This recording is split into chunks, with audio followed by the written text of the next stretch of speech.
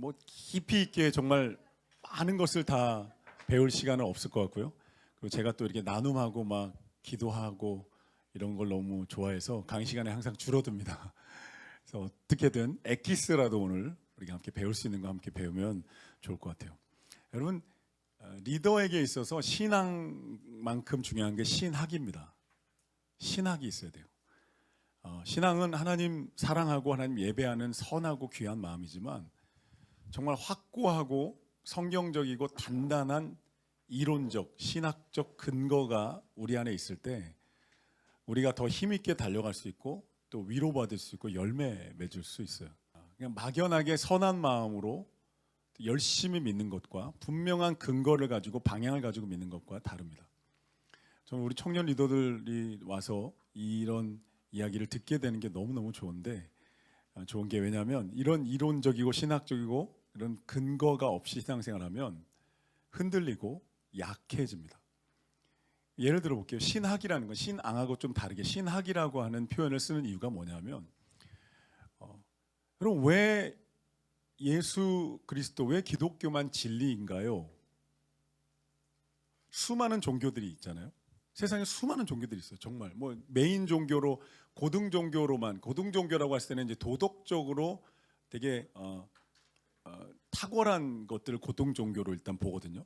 도덕적으로 타락하면 일단 이단 사이비로 봅니다. 그러니까 뭐 불교나 힌두교나 이슬람이나 뭐 내부적으로 문제가 있겠지만 어쨌든 그런 유대교나 이런 메인 종교들이 일단 5개가 있죠. 그리고 수많은 종교들이 있어요. 그런 종교들이 있는 가운데 그럼 왜 기독교만 진리인가요? 왜 기독교가 구원입니까? 라고 했을 때 단순한 내 안에 신학적인 답변이 있어야 되는 거예요. 왜 그래요? 뭐 가지고 우리가 이해할 수 있어요? 오직 예수 그리스도이고 그 예수 그리스도에서 더 한 걸음 더 들어가면 예수 그리스도께서 하신 십자가예요. 십자가 딱 한마디가 우리의 신학인 거예요. 십자가의 사랑, 십자가의 구원과 비교할 수 있는 건 세상에 없습니다. 이게 신학이에요. 그러니까 우리 하나님 너무 좋은 분이고 예배하고 신앙생활하니까 좋아요. 교회 가면 너무 위로가 돼요. 구원받아요. 이 말들도 너무 귀하지만 리더, 사람들을 이끄는 리더는 그 밑에 신학적인 근거가 하나 더 있어야 되는 거예요. 그러니까 제가 하나님의 우리 기독교와 세상의 종교가 다를 수밖에 없는 거예요. 세상은 종교라고 합니다. 종교는 인간이 하는 거죠. 그래서 인간이 위로 올라갑니다. 그래서 이렇게 세상의 종교는 영어로 하면은 바텀업이라 그래서 위로 내가 올라가는 거예요. 내가 하는 거. 그래서 내가 해야 될 일이 너무 많은 거예요. 두예요. 이게 인간이 애쓰면서 나아가는 종교가 이렇게 되죠. 근데 우리 기독교 예수 그리스도의 구원은 와, 이거 흔들린다. 탑 다운이라 그래서 내려오신 하나님이고 우리가 해야 되는 일이 아니라 하나님이 이루신 일이라는 거예요. 이게 십자가의 구원인 거예요. 완전히 다르죠. 모든 종교에 다 가보면 네가 해야 될 일이 있다. 윤리와 도덕과 해야 지켜야 될 일이 있으니까 너가 신을 찾아가 봐라. 인도 힌두교의 고행, 뭐 이슬람의 5번의 기도나 자살 테러, 이런 거 자살 테러 들어보셨나요? 내 비행기를 타고서 자살 테러를 하면 미인 12명에게 둘러싸인 천국에서 깨어난다. 남자분들 아멘이십니까? 그게 행복할까요? 과연? 그게 한 분도 힘든데 12분을 넘기고 사는 그런. 한 분 행복해요? 네. 그러니까 해야 될 일을 끊임없이 네가 올라가라. 그러니까 할 일이 많다는 거예요. 근데 이게 우리도 없는 건 아니지만 기독교 신앙의 가장 좋은 건 하나님이 내려오셨다는 거예요. 할렐루야. 하나님이 오셨다는 거예요. 그 다음에 뭐예요? 예수님이 십자가에서 이루셨다는 거예요. 너 그것을 받아들이는 것이 구원이지 애써서 되는 것이 아니다. 이런 게 다 신학이고 이걸 한마디로 우리가 이 세상의 모든 종교와 다르게 우리가 표현할 수 있는 한마디는 십자가입니다. 왜 기독교만 구원인가요? 왜 기독교에만 진리가 있나요? 진리의 조각들은 다 있습니다. 그리고 인간을 이롭게 하려는 이론들은 종교 안에 다 있지만 진짜 궁극적인 인간의 생명의 구원은 십자가에만 있습니다. 하늘 영광 보려 하나님이 내려오셔서 우리 죄를 짊어지고 우리를 죄와 사망에서 구원하셔서 하나님의 사랑받는 자로 회복시키신 이 이야기는 세상 어디에도 없는 이야기. 모든 종교는 다 내가 탑, 바텀 업 하는 거예요. 내가 뭔가 하면서. 이게 신학이에요. 십자가. 그래서 단순하게 어디 리더들이라면 어디든 사람들 왜 기독교만 구원이에요? 그래요. 다른 종교들도 옳은 이야기가 있지요. 그들도 선한 일을 해요. 그런데 십자가는 없어요. 십자가와 같은 것은 없어요. 이게 신학이에요. 성경도 마찬가지입니다. 하나님이 지금 뭘 하고 계실까요? 하나님이 뭐 사랑하시죠, 구원하시죠. 그런데 하나님의 선교라는, 하나님은 선교사지다라는 신학적인 선교 신학에 대해서 우리가 배우면 하나님이 지금 창조 이후 타락한 세상을 구원하기 위해서 선교하고 계신다는 것을 우리가 배우면서 하나님의 선교라는 신학을 배우면 우리 안에 지금 하나님이 아브라함을 보내시고 그 다음에 예언자들을 보내시고 결국은 예수님을 보내시고 제자들 중에 예수님이 너희는 땅끝까지 가라, 아버지께서 나를 보내신 것처럼 나도 너희를 보낸다라는 하나님의 선교 중에 있다는, 선교하신 하나님의 마음, 하나님의 눈물, 하나님의 꿈을 배우면서 그 신학이 우리 안에 자리 잡히는 거예요.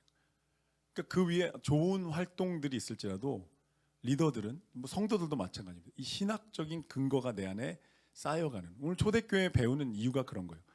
진짜 초대교회 하나님의 꿈이 뭐고 하나님의 원리가 뭔지를 다룰 수 있는 만큼 오늘 배우면서 그 원리대로 우리가 교회를 이끌어 갔을 때 누가복음 2장 9절 말씀, 하늘에는 영광이요 땅에는 평화다라는 놀라운 역사가 교회 안에 일어나게 되는 줄로 믿습니다.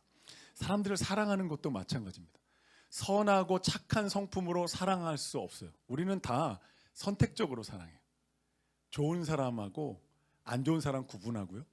누군가 있으면 사랑하고, 그럼 아무리 성질 들어, 영상에 그런 거 좀 있지 않나요? 무슨 변호사가 교통사고로 한 영상 이렇게 찍어가지고 막 판단해주는 그런 한윤철 선교사님이란다 변호사님 네, 그런 거 있죠. 아무리 성질 들어온 사람 막 누구 때릴 것 같다가도요, 딱 여기 갔는데 거기서 이만한 이종격투기 선수가 딱 나와가지고 왜요? 그러면 깨갱하고 갑니다.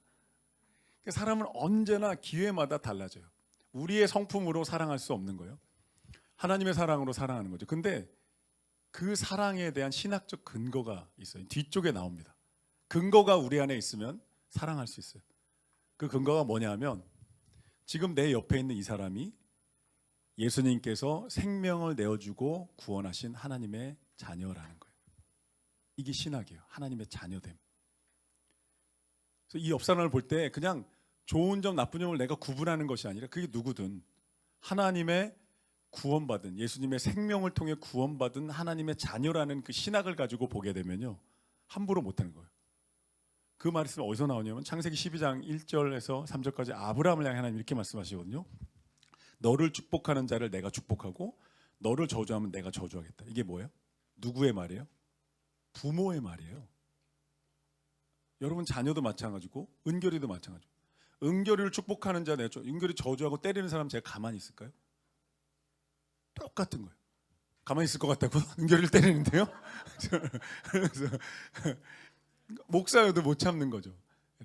그러니까 내가 옆에 있는 사람을 내가 함부로 대했을 때 이 사람을 하나님의 자녀이기 때문에 하나님이 나를 그대로 대하신다는 것을 알고 그 신학으로 대하면, 제가 여러분 부목사 생활을 오랫동안 하면서 사실은 이런 마음에 되게 불만이 있었어요. 담임 목사님들이 부목사들을 대하는데 성도들은 하나님 자녀로 대하면서 부목사나 교육자들은 직원으로 대하는 거예요. 제가 저는 선교단체 훈련을 되게 오랫동안 받았으니까, 아니 나도 하나님의 자녀인데 난 여기 와서는 왜 직원이 될까? 한없이 혼낼 때도 있고요. 그래서 제가 우리 교육자들 정말 진심으로 제 이 신학을 가지고 대합니다. 그냥 존중하는 게 아니고 이 목회자들도 하나님의 자녀야, 하나님의 아들이지, 내가 얘를 함부로 대하면 하나님의 아들을 함부로 대하는 거니까 하나님이 나를 저주하실 거야 라는 신학이 있는 거예요. 함부로 못하는 거죠. 하나님의 아들, 하나님이 뒤에 서 있다고 생각해 보세요. 저 유동규 목사를 함부로 안 대해요. 왜냐면 유동규는 하나님의 아들이거든요. 근데 유동규를 함부로 대하면 하나님이 나를 그렇게 대하실 거 아니에요. 저주하실 거 아니에요. 이런 마음으로 대하면 교회 안에 사랑이 있는 거죠.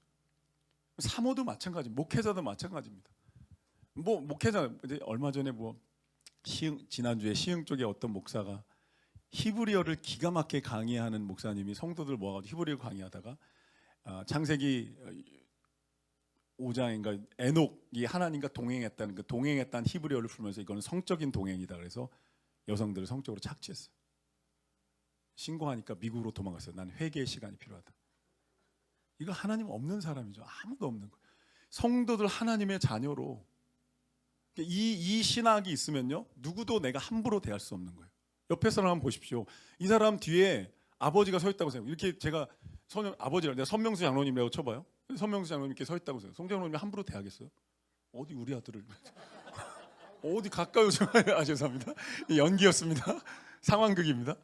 그러니까 이게 신학이라는 거예요. 그러니까 초대교회를 우리가 배우는 이유가 뭐냐면, 좋은 교회, 행복한 교회, 뭐 열매 있는 교회 만듭시다. 막 여러 가지 비전이 있을 수 있지만 진짜 단단한 뿌리가 되는 근거를, 하나님이 왜 초대교회를 만드셔서 모델링을 하셨는가를 우리가 배우면 그 원리들, 뭘 수없이 정말 설교를 통해서 강의 통해 들었지만 다시 한번 리더들이 모여서 정리를 해야 되겠다. 특별히 남성셀이 시작된 지 이제 한 달 반 고군분투하고 계십니다. 남성셀 시작된 셀을 위해서 한번 박수 한번 쳐주십시오.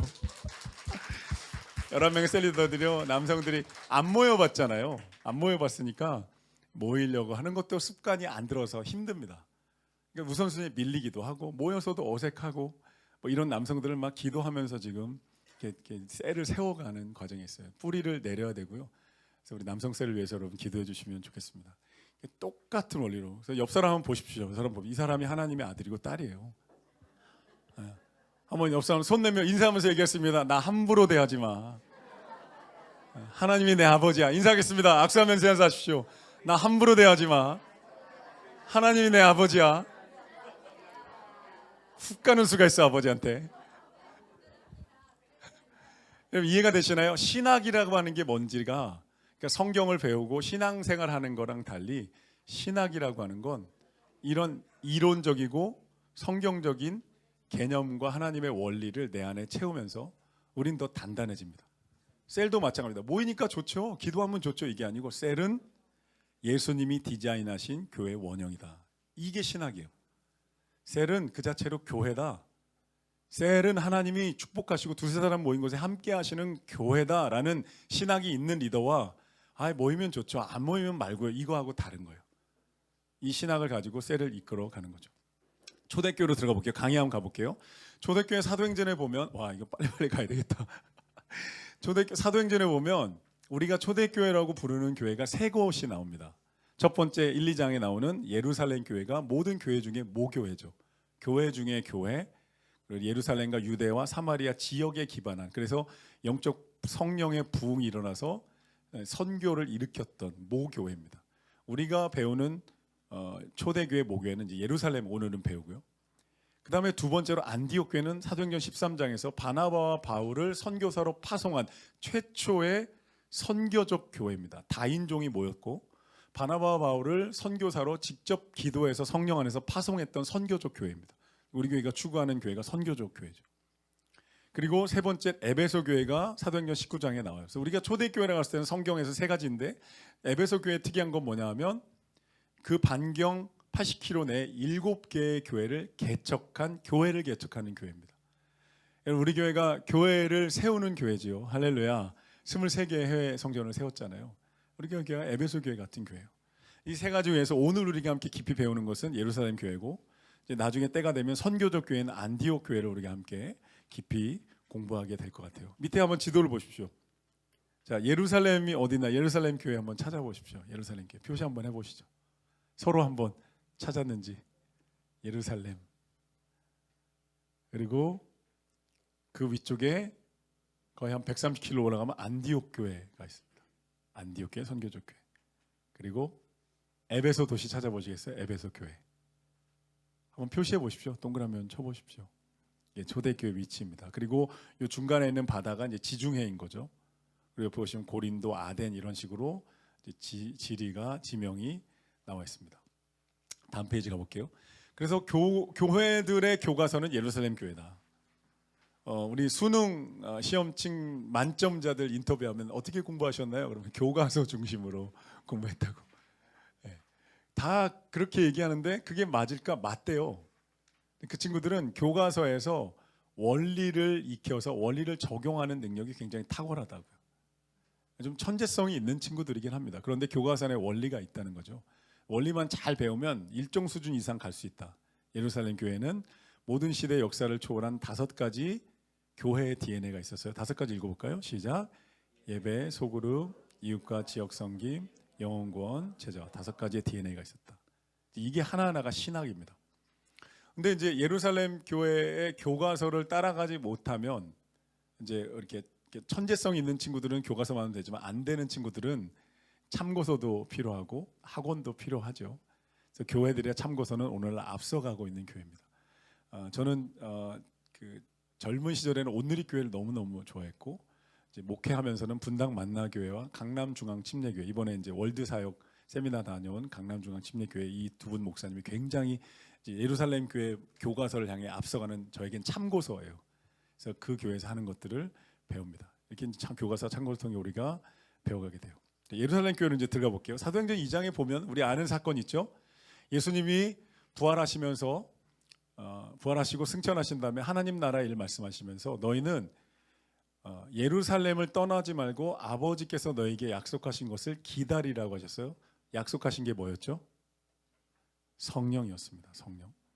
그래서 120명의 성도들이 마가의 다락방에 모여서 기도하기 시작합니다. 여기서부터 초대교회가 시작되는 거예요.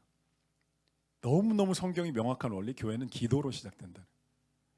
교회는 기도로 세워지고 기도로 성장하고 기도로 부흥하고 기도로 살아난다.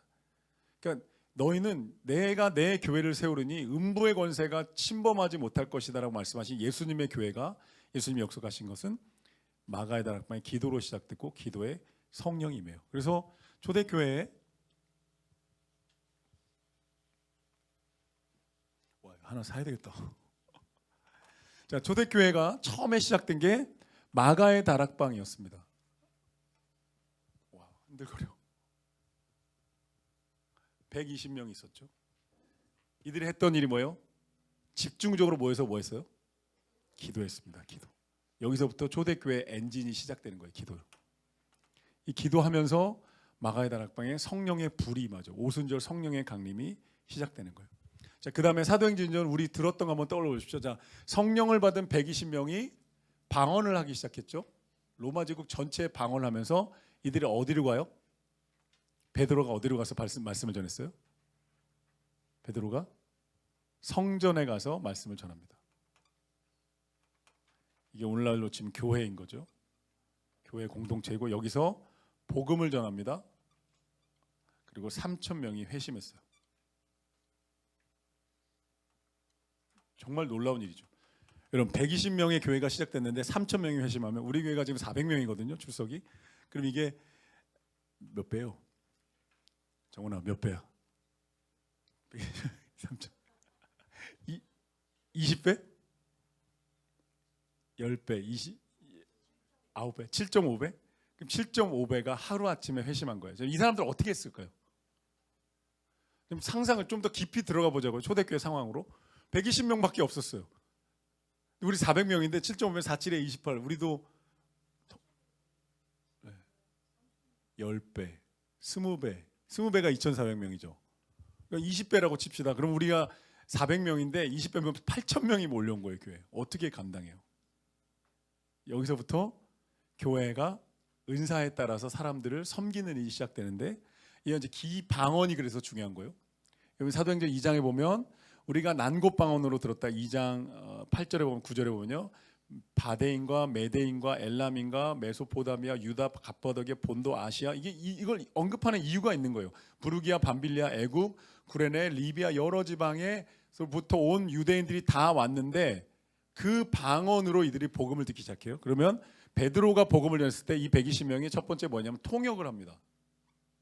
그랬겠죠? 방언을 가지고 통역하는 사람들이 나오기 시작했어요. 두 번째는 이 사람들을 이끌어서 이 사람들을 돌보고 안내하고 양육하는 사람들이 나왔겠죠. 그리고 세 번째로 이 사람들에게 사역이 시작되는 거예요. 이 120명의 교회가 3,000명이 회심하면서 사역이 시작되면서 안내하고 양육했고, 세 번째로 사도행전 교회 보면 이들이 집으로 흩어져서 이제 오이코스라고 부를게요. 여러분 오이코스라는 명칭을 한번 익혀두시면 좋겠어요. 가정 교회인데요. 오이코스 리더들이 됩니다. 이게 오늘 우리 여러분들 셀 리더들인 거예요. 이 흐름이 이해되시나요? 여기서 120명이 은혜를 받고 성령의 불을 받는데 방언을 주신 이유가 있었던 것은 로마 전역에서 온 유대인들이 이곳에서 복음을 들었는데 복음을 들어야 하니까 통역이 필요했고 양육하려면 또 통역이 필요하잖아요. 그리고 120명이 각자 오이코스 자신의 집으로 이들을 데려가서 셀을 시작하는 거예요. 가정. 사실은 목장이 더 가까운 이름이고 가정교회가 제일 가까운 이름이에요.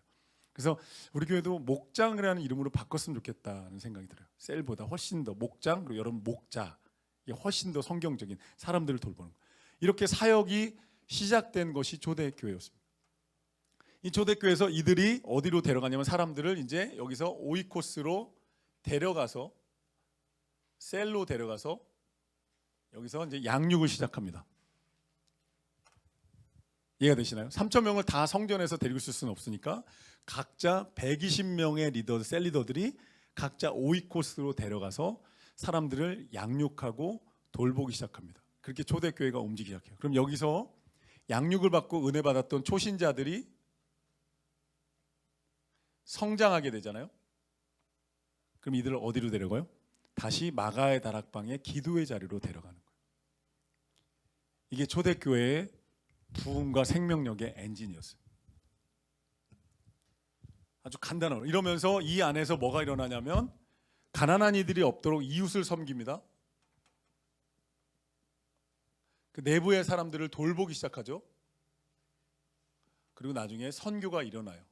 이 엔진 안에서 초대교회가 이런 흐름 속에서 사도행전 2장을 진짜 짧게 요약한 거예요. 이 엔진 안에서 마가의 다락방이 시작된 이 흐름이 상전으로서 복음을 전하고 사역을 나누하다가 오이코스로 다 데려가서 여기서 교제와 기도가 일어난 다음에 다시 은혜 받은 이들이 마가의 다락방에 가서 여기서 기도하는 가운데 이들이 리더로 성장하게 되는 거예요. 다시 또 이들이 교회에 와서 사역을 하게 되는 이런 흐름입니다. 이게 초대교회가 엔진으로 돌아갔던 거예요. 그래서 강의 한번 보시면 마가의 다락방에 임한 성령의 불은 초대교회 부흥의 출발점이었다. 기도가 열리지 않고 기도가 뚫리지 않고 교회는 이 엔진이 돌아가질 않는 거예요. 기도로부터 시작돼서 은혜 받은 사람들이 그리고 은사 받은 사람들이 세워진 리더들이 성전으로 와서 성도들을 만나고 사역을 하고 그리고 오이코스 리더로 세워지면서 이 엔진이 돌아가기 시작하는 거예요. 우리 청소년부 교사들이 한 달 반 전부터 오후에 오예배 끝나고 모여서 이 4층 세미나실에서 기도회를 시작했어요. 제가 3층에서 제 방 바로 위에요. 우리 교회 방음이 안 되잖아요.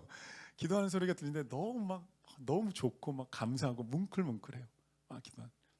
이용고 목사님의 이 따다다 헬리콥터 방언이 막.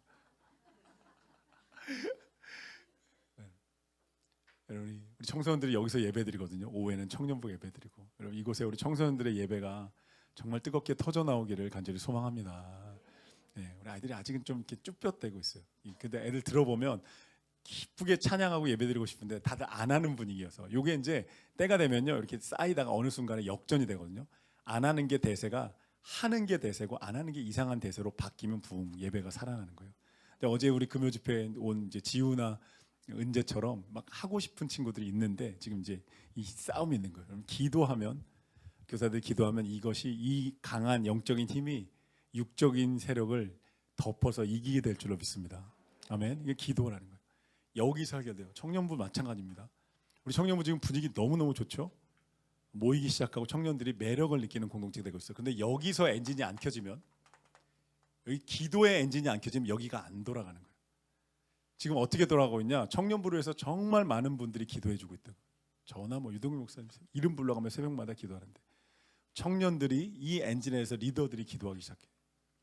영적인 공동체예요. 즐겁고 재밌는 분위기만으로 교회가 세워지지 않아요. 청년들이 진짜 청년들이 원하는 건 하나님의 은혜, 하나님 말씀, 복음이 정말 내 인생에 의미가 있나, 하나님이 정말 내 인생을 이끄시나 능력이 나타나는 열매가 나타나는. 그래서 셀에 가서 이 엔진, 이 삼각 엔진이 초대교회였습니다. 오늘날 교회에 적용해 보면 이 120명의 리더 훈련이고요. 그리고 이거를 금요 성령 집회에 비유하기도 합니다. 기도가 뜨거운 것이 가장 뜨거운 기도의 자리가 금요 성령 집회거든요. 기도가 일어나요. 셀도 마찬가지입니다. 따라해 보세요. 셀은 프로그램이 아닙니다. 셀은 교회입니다. 셀은 교회입니다. 이게 신학이에요. 셀이 프로그램이라고 모임이고 동호회라고 생각하면 영적인 힘이 안 나타나요. 셀은 교회다라는 리더들 마음속에 머릿속에 셀은 교회다. 한번 따라해 보세요. 셀은 교회입니다. 옆 사람은 이상했지만 셀은 교회입니다. 여러분 셀이 교회입니다. 교회이기 때문에 예수님이 주인 되시고 하나님이 다스리고 말씀이 살아있어야 교제나 즐거움들이 확장되기 시작하는 거예요. 셀은 교회다라는 거예요. 청소년들도 마찬가지입니다. 청소년 아이들 둘러앉았으니까 프로그램 아닙니다. 두세 사람이 내 이름으로 모인 곳에 내가 너희와 함께하겠다는 이 분명한 예수님의 신학. 청소년 아이들일지라도 예수의 이름으로 모인 곳이 교회이고요. 교회이기 때문에 은혜가 있고 말씀이 있어야 돼요. 그리고 교제가 있어야 되는 거죠. 여기서부터 그래서 셀도 똑같은 원리입니다. 초대교회 원리, 우리 베델교회 전체만이 아니고요. 여러분 셀의 하나하나의 셀이 청년 셀들도 마찬가지예요. 정원이도 이쪽 둘러 앉아, 이쪽 보고 앉으세요. 의자 돌려서. 정원이, 지원이도 의자 돌려서. 불편하신 분들 의자 돌려서 이쪽 보고 앉으시면 좋겠어요. 여기서 셀도 마찬가지입니다. 기도에서 엔진이 안 켜지면 시동키랑 똑같은 거예요. 자동차에 시동이 안 켜졌는데 어딜 가요? 아무리 차가 좋고 바퀴가 좋고 최고의 외제차라고 생각해 보세요. 시동이 안 걸렸는데 이게 어떻게 돌아가요? 여기서부터 초대교회가 엔진이 켜져서 이게 이제 돌기 시작하는 거예요. 그래서 복음을 전하고 사역하고 집으로 데려가서 셀이 은혜가 있고 여기서 다시 은혜 받은 이들이 이쪽에 가서 훈련받고 기도하는 것이 돌아가는. 여기서 영적인 생명력이 터져나오고 선교가 터져나오고 사람들이 살아나는 할렐루야 역사가 나타난다고요. 이 원리, 이게 신학이에요. 우리 셀 리더들의 똑같은 원리. 여러분 셀도 마찬가지입니다. 리더가 한 명 한 명 이름 불러 기도하고 모임을 위해서 날마다 기도해요. 저도 정말 날마다 기도합니다. 한 번의 설교, 한 번의 예배, 한 번의 이 가르침을 위해서 정말 기도합니다. 하나님의 은혜 없으면 아무것도 아닙니다. 저 항상 고백합니다. 성령님 역사하시지 않으면 저 아무것도 아닙니다. 하나님 마이크 드는 그냥 꽹과리에 불과합니다. 하나님이 역사하시면요 그냥 저는 설교 준비했을 뿐인데 어떤 사람들이 살아나요. 할렐루야. 하나님이 역사하시면요 은혜 받고 막 회복되고 하나님께 가까이 온다고요. 이게 기도의 역사예요. 기도의 엔진이 켜지게 되기를 간절히 소망합니다. 다음 페이지 보면 그래서 성전으로 갑니다. 복음 전파합니다. 3,000명 5,000명의 회심이 일어나고 표적이 나타나죠. 어떻게 복음 전파해요? 방언받은 120명이 통역을 한 거예요. 너무너무 놀랍지 않나요? 하나님의 이 체계적인 일하심이 하나하나 오늘날 우리에게 적용하면 은사를 다 주셔서 그 은사를 따라서 교회를 섬기며 세워가게 하셨어요. 그리고 리더들이 세워집니다. 그 다음에 이 성전에서 예수를 믿게 되고 회심한 사람들이 어디로 가냐면 3번에 보면 오이코스로 갑니다. 오이코스가 가정교회예요. 이 삼각형이 가장 강력한 신학입니다. 회심한 초신자들이 어디로 가는가? 120명의 리더들의 집으로 흩어져요. 그래서 사도행전 2장 끝에 보면요 그 43절에서 47절까지가 초대교회를 묘사하는 말씀이 나오는데 표적이 나타나고 물건을 통용하고 재산을 나눠주고 46절에 보면 날마다 마음을 같이하여 성전에 모이기를 힘쓰고 집에서 떡을 떼며 음식을 먹고 하나님을 찬미했다 이렇게 돼요. 그러니까 성전에서 은혜 받은 이들이 집에서 깊이 있는 교제를 영적 가족이 생기고 내 말씀을 주일의 말씀을 나한테 적용하고 서로의 삶을 돌보아주는 가족으로 베이스 캠프가 만들어집니다. 그리고 여기서 은혜 받았고 리더감이고 기도로 은혜 받고 싶은 사람들, 리더로 세워져야 되는 사람들이 다시 마가의 다락방으로 보내는 거예요. 이 제자 훈련이고 영적 훈련의 구도이기도 합니다. 이렇게 해서 초대교회가 올라가요. 그래서 오이코스 가정교회 핵심은 음식과 삶의 나눔과 기도였어요. 마가의 다락방으로 유익됩니다. 그리고 성전으로 다시 돌아가요. 이게 초대교회 부흥과 생명력의 엔진입니다. 페이지 가보겠습니다. 초대교회로 계속 초대교회 원리들을 우리가 공부합니다. 신학이라고 부르는 거고요. 뭐 다 일단은 많이 이래저래 설교를 통해서 뭐 제자훈련 통해서 들어봤던 이야기인데 우리가 초대교회의 진짜 모습을 통해서 우리 안에 신학을 갖추는 거예요. 그럼 신학이 너무너무 중요합니다. 신학이 있고 없고 너무너무 중요해요. 신앙은 하나님을 사랑하는 거죠. 하나님과의 관계, 신앙을 정확히는 아니고 그냥 다양한 정의 중에 하나는 하나님과의 인격적이고 진실한 관계를 맺어가면서 그 안에서 우러나오는 생명력을 누리는 거예요. 이게 신앙이라는 관계로 정의한 거고 그 다음에 말씀을 따라 순종하고 사랑하며 하나님을 사랑하며 살아가는 삶이 따라오는 게 신학이겠죠. 근데 신학은 성경적인 원리를 딱 정리한 것을 신학이라고 하는 거예요. 그러니까 우리가 다 한 번쯤 들어봤던 이야기예요. 들어봤고 대체로 아는 이야기지만 이것을 일목요연하게 딱 정리해서 초대교회의 원리, 하나님의 선교, 하나님의 자녀가 의미하는 것, 교회는 뭔가 있다가 이제 3강에서 그리스도 교회가 뭐냐 이런 것도 딱 정리해서 리더들이 이 안에 갇혀 놓고 있어야 되는 거죠. 그러니까 아까 얘기한 것들을 기억하셔야 돼요. 리더들은 기억하셔야 돼요. 리더들은 외우셔야 돼요. 저 외웁니다.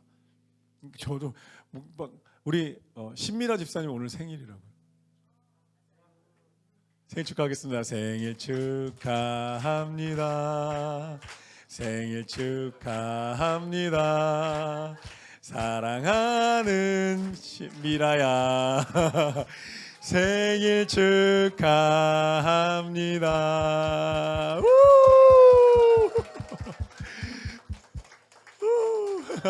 축하합니다. 선물은 제가 개인적으로 쉬는 시간에 카톡으로 쏴드리겠습니다. 지난 리더 수련 때 누가 생일이었죠? 이두학 집사님 생일이었나요? 예. 자기 복입니다. 예전에 우리 담임 목사님이 자기 호가 지복이었어요. 지복. 자기 호는 지복이래요.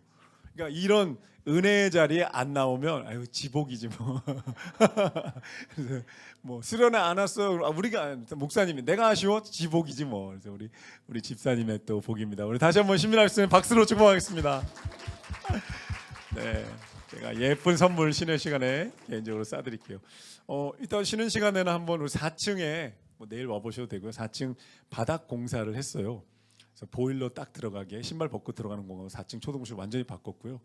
초등부 아이들이 1차적으로는 책상이나 의자 빼고 정말 뛰놀며 예배드리고 찬양하고 게임하고 둘러앉아서 분반 모임 할 수 있게 만들었고, 두 번째는 거기서 이제 가정사역에 대한 꿈이 있습니다. 그래서 가보시면 와 좋다는 얘기 나오게 했고요. 주중에 다음 주에 우리 목사님들하고 옆에가 연두색 보라색이 너무 안 어울리는 거예요. 밑에 원목으로 깔았더니. 그래서 주중에 베이지색으로 이 흡음재 싹 붙이기로 했어요. 그럼 진짜 좋아질 거고요. 그러면 거기서 뭐 우리 늘푸른 대학 시니어들, 또 가정 뭐 부부 힐링 캠프, 또 가정 캠프 같은 거 뭐 이렇게 열어서 가정 사역할 수 있는, 그리고 다양한 딱 가는 순간에 와 우리 예전에 수련회했던 공간들이 생각나는 거예요. 그래서 그 막 무릎 꿇고 기도할 수도 있는 수련회 공간, 뭐 청소년부나 청년부 수련회도 할 수 있고 게임도 할 수 있는 신발 벗고 들어가서 겨울에 따뜻하게 만들었습니다. 한번 가셔서 축복해 주시면 좋겠습니다. 신학이라는 단어, 제가 우리 리더들하고 함께 이제 한 2년 지내면서 처음 쓰는 것 같아요. 신학이 있어야 된다. 네, 어려운 거 아닙니다. 우리가 들어왔던 많은 신앙의 주제들을 딱 일목요연하게 정리해서 명확하게 가지는 거. 그래서 여러분 리더들 외우셔야 돼요. 기독교가 왜 진리고 왜 수많은 종교 가운데서 여기에만 복음이고 구원이 있다고 말하는가? 십자가다. 이거 한마디는 할 줄 아셔야 돼요. 십자가 같은 것은 없다. 하나님이 내려오신, 하나님이 이루신 것들, 모든 종교는 사람이 다가가지만, 그래서 힌두교 같은 경우에는요 고행을 통해 신에게 나간다고 무릎 꿇고 평생 다니는 분도 있고요. 어떤 분은 신에게 한 나라도 더 가까이 가겠다 오른손을 이렇게 평생 들고 살다가 뼈가 굳어버린 분들 있어요. 진짜 실화로요. 그리고 힌두교 사이비 지도자 중에 자기는 채식이나 금식을 통해서 신에게 가까이 간다고 사람들 가르쳐 놓고, 그래서 사람들 막 영양실조 걸려 죽는데 자기는 뒤에서 고기 구워 먹는 뭐. 왜 기독교 십자가, 교회 이제 있다고, 왜 교회도 많이 들었지만 정리를 하는 거예요. 이게 신학이라고 부릅니다. 신학이 있어요. 옆에 보면서 인사하겠습니다. 신학자가 되셔야 합니다. 교수가 되라는 의미가 아니에요. 신앙의 주제를 내가 딱 가지고 있어요. 그래서 오늘 아까 우리 초대교회 뵌 것도 계속 이게 이어집니다. 이 구도를 리더들은 머리에 넣고 계셔야 돼요. 가슴에 품고 계셔야 돼요. 이게 엔진이다. 예수님이 하나님이 약속하신 것을 예루살렘을 떠나지 말고 기다려라. 마가의 다락방에 120명이 모였죠. 사실 부활을 목격한 건 500명입니다. 고린도서 15장에 보면 500명이 목격했는데, 그래 500명을 향해서 성령을 기다려라라고 명령하셨는데 순종한 사람이 120명이에요. 120명이 마가의 다락방에서 기도하기 시작했다. 교회의 탄생은 기도를 통해서, 이들의 기도를 통해서 교회가 탄생한 거죠. 이게 기도였고, 교회였고, 성전에서 이제 모이기 시작하면서 복음이 전파됩니다. 모인 이들을 오이코스로 보내서 양육하고 돌보고, 그리고 이들 중에 은혜 받고 싶은 사람들, 리더로 성장하고 싶은 사람들이 다시 마가의 다락방에 금요 성령 집회에 되게 비유가 많이 돼요. 금요 성령 집회가 기도로 뜨겁게 살아 있어야 돼요. 교회는 진짜. 여러분 모든 교회의 모든 생명력은 기도로부터 나옵니다. 그게 출발점이고요. 기도의 디폴트 기본값은 부르짖는 기도예요. 기본 중에 기본. 생명력의 기본은 기도, 기도의 기본은 부르짖는 거예요. 그 위에 이제 다양한 사역들, 다양한 기도들이 쌓이는 거예요. 이게 안 되고서 다른 기도, 다른 사역이 안 됩니다. 그러려면 진짜 깊이 있는 사역과 기도로 들어가야 되는데 우리 정말 바쁘잖아요. 너무너무 바쁘고 할 일 많고 듣는 정보 많기 때문에 이것 뚫고 나가는. 그래서 청년들 내가 수련할 때 왜 부르짖어 기도하는지 아냐? 우리가 너무 많은 것들에 겹겹이 둘러싸여 있어서 그 정보들, 거짓말들, 그 고민과 근심들이 마냥 이 천의 옷들이 겹겹이 쌓여 있어서 부르짖는 기도를 통해 찢어버려야 된다. 부르짖으면 아무 생각 안 나거든요. 그렇잖아요. 아무 생각, 목 아프고요. 하면 다른 생각 하나만 찢어내는 거예요. 찢어내면서 우리 속사람이 드러나서 하나님의 은혜 받는 거예요. 응원하고 비슷합니다, 여러분. 야구장이나 손흥민 축구 볼 때요, 응원하잖아요. 소리질 부르짖어 응원해요. 최고의 예배의 현장은 국가대표 축구 A매치. 진짜 경배하고 경외하고 부르짖어서 축구팀을 예배합니다. 여러분, 그거 능가하는 예배가 여러분 우리 교회 가운데 있게 되기를 간절히 소망합니다. 이게 신학이라는 거예요. 이게 이런 게 초대교회 생명의 원리가 있었다. 이 4페이지 지금 1번 한 겁니다. 초대교회 부흥에 삼위일체가 있었다. 그럼 두 번째 우리는 셀 리더로 모였으니까 그러면 셀에서 뭐 했을까? 초대교회가 다 들어봤던 얘기입니다. 많이 들었고 강의로도 들었고 다 들었던 얘기지만 이제 더 확립하는 거예요. 그럼 오이코스, 이 오이코스라는 단어 외워주십시오. 오이코스는 이제 월드 사역으로 내년에 가게 되면 셀을 오이코스라고 헬라어 원어예요. 셀 가정교회 오이코스라는. 오이코스로 모여서 뭐 했을까? 그러면 그걸 알아야 우리도 그걸 똑같이 할 거 아니에요. 그래서 첫 번째로 우리가 힌트로 보는 게 사도행전 2장에 나오는 말씀입니다. 2장에 45절, 46절, 47절에 보면 날마다 마음을 같이하여 성전에 모였고 성전에서 모였던 이들이 집에서 떡을 뗐고 집에서 모여 떡을 떼고 기쁨과 순전한 마음으로 음식을 먹고 하나님을 찬미했고 백성들에게 칭송을 받았다. 오이코스에서 이루어진 일이 이거라는 거예요. 그래서 오이코스 여러분 셀로 모일 때 반드시 간식이 있어야 합니다. 먹어야 정분 납니다. 네, 반드시 간식이 있어야 합니다. 저는 아주 강추 중에 강추는 무조건 앞에 먹을 게 있어야 된다. 네. 그리고 와서 잠깐 아이스 브레이크 하면서 릴렉스 할 수 있게. 그렇잖아요. 뭐 우리 남수생 중에 뭐 용인으로 뭐 출퇴근하는 분들 막 8시 맞추려고 막 불이 나게 와가지고 헥헥대고 있는데 뭐 리더 혼자 막 충만해가지고 말씀 지난주에 뭐 은혜 받았어 설교 막. 찬송합시다 막 이러면 안 되고 사람의 마음을 녹여주는 집 같은 우정이 있는 모임으로 간식이 있는 것 너무너무 중요하고 있으면 좋겠어요. 꼭 있으면 좋겠습니다. 그리고 어떻게 그리고 정말 때로는 리더가요 정말 거하다 싶을 정도로 우리 한 번의 모임에 이렇게 우리를 대접한다고 이렇게 해서 정말 그럴듯하게 대접받는 느낌 들도록 차려놓는 정갈하게 우리 작년에 봉사자 송년 파티 때처럼요 정갈하게 쫙 차려놓고 어서 오라고 이랬을 때 사람들 마음이 푸근해. 우리 육신을 입은 존재잖아요. 영적인 존재이기 전에 육신을 입은 존재라서 거기서부터 시작됩니다. 초대교회 그걸 했다는 거예요. 보십시오. 2장 46절에 보면 집에서 떡을 떼고 그것만 해. 떡을 떼고란 한 번 말한 다음에 또 뭐라고 하냐면 기쁨과 순전한 마음으로 음식을 먹고 떡을 떼고 기쁨과 순전한 마음으로 기도하고 말씀을 나누고가 아니고 떡을 떼고 음식을 먹고로 시작합니다. 두 번째가 뭐냐면 하나님을 찬미하고 백성에게 칭송을 받았다. 이것만으로는 부족해서 성경 전체로 계속 신약 성경을 이렇게 찾아보면 두세 사람이 내 이름으로 모인 곳에 내가 너희와 함께하겠다는 마태복음 18장 20절 말씀이 셀교회의 가장 기본의 뿌리가 되는 말씀이에요. 그러니까 여러분 교회를 이게 신학입니다. 교회를 오해하시면 교회는 건물이 아니고 예배당이 아니고 이건 예배당. 예배하기 위한 건물이죠. 교회는 사실은 여러분이 지금 둘러앉아 있는 그 테이블이 교회인 거예요. 두세 사람. 여러분이 교회인 거예요. 셀로 모였어요. 혼자 있을 때는 교회라고 하지는 않습니다. 고린도전서 3장과 6장에 보면 우리는 성령이 거하시는 성전이다 이렇게 표현하고요. 두세 사람이 모였을 때 여러분이 교회인 거예요. 한번 옆에 한번 보시겠어요? 한번 서로 인사하겠습니다. 우리가 교회입니다. 네, 우리가 교회입니다. 그래서 그럼 지금 여기에 몇 개, 7개의 교회가 있는 거예요. 7개의 교회를 앞에서 저는 마이크를 잡고 섬기고 뒤에서 우리 이상현 목사님이 지금 뒤에서 계속 오늘 이 셀리더 컨퍼런스를 계속 지금 서포트하고 있고 스텝으로 챙기고 있는데 이상현 목사님에게 감사 박수 한번 하겠습니다. 그래서 뭐 찬양, 영상, 뭐 케이크에 다 계속 스텝 한 명 일당백의 스텝인데요.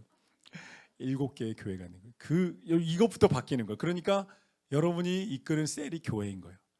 청년부도 마찬가지입니다. 다 같이 모여서 예배드릴 때 교회, 셀로 모여서 셀 모임할 때 교회인 거예요. 이러면 마인드가 바뀝니다. 프로그램을 진행하는 게 아니라 교회로서 우리가 뭘 해야 되지라는 교회의 본질이 거기서 이루어져야 된다는 신학에서 행함이 나오는 거예요. 이론에서 실천이 나오는 거죠. 이 신학이 너무너무 중요해요. 셀은 한 번 더 따라 보시겠어요? 셀이 교회입니다. 한 번 더, 셀은 교회입니다. 옆 사람에서 셀은 교회입니다. 예수님이 명확하게 말씀하신 거예요. 마태복음 18장 20절에서 두세 사람이 모인 곳에 내가 너희와 함께 하겠다. 예수의 이름으로 두세 사람이 모인 곳이 교회다. 카페에서 모이면 카페 거기에 교회다. 고린도서에 보면 너희 글로의 집에 모이는 교회 이렇게 돼요. 되게 표현이 낯설지 않나요?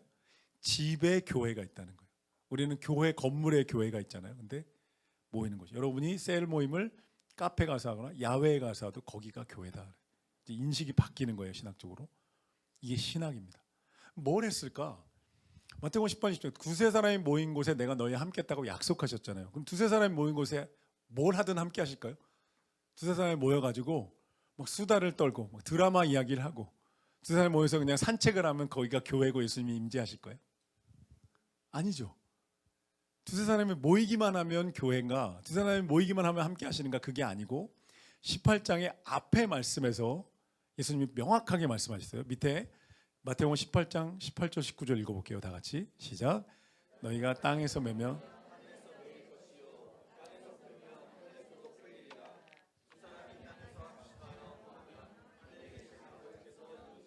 아멘. 두세 사람이 뭘 할 때 예수님이 임재하시냐면 기도할 때 임재하시더라는 거예요. 기도.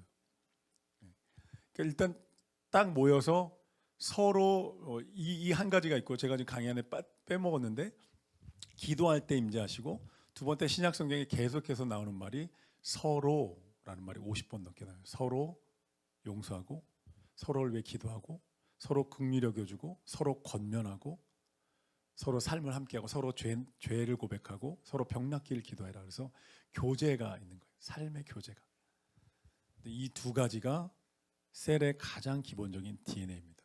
교제와 DNA, 교제와 기도가 있는 거예요. 기도할 때 예수님이 그곳에 임재하시더라.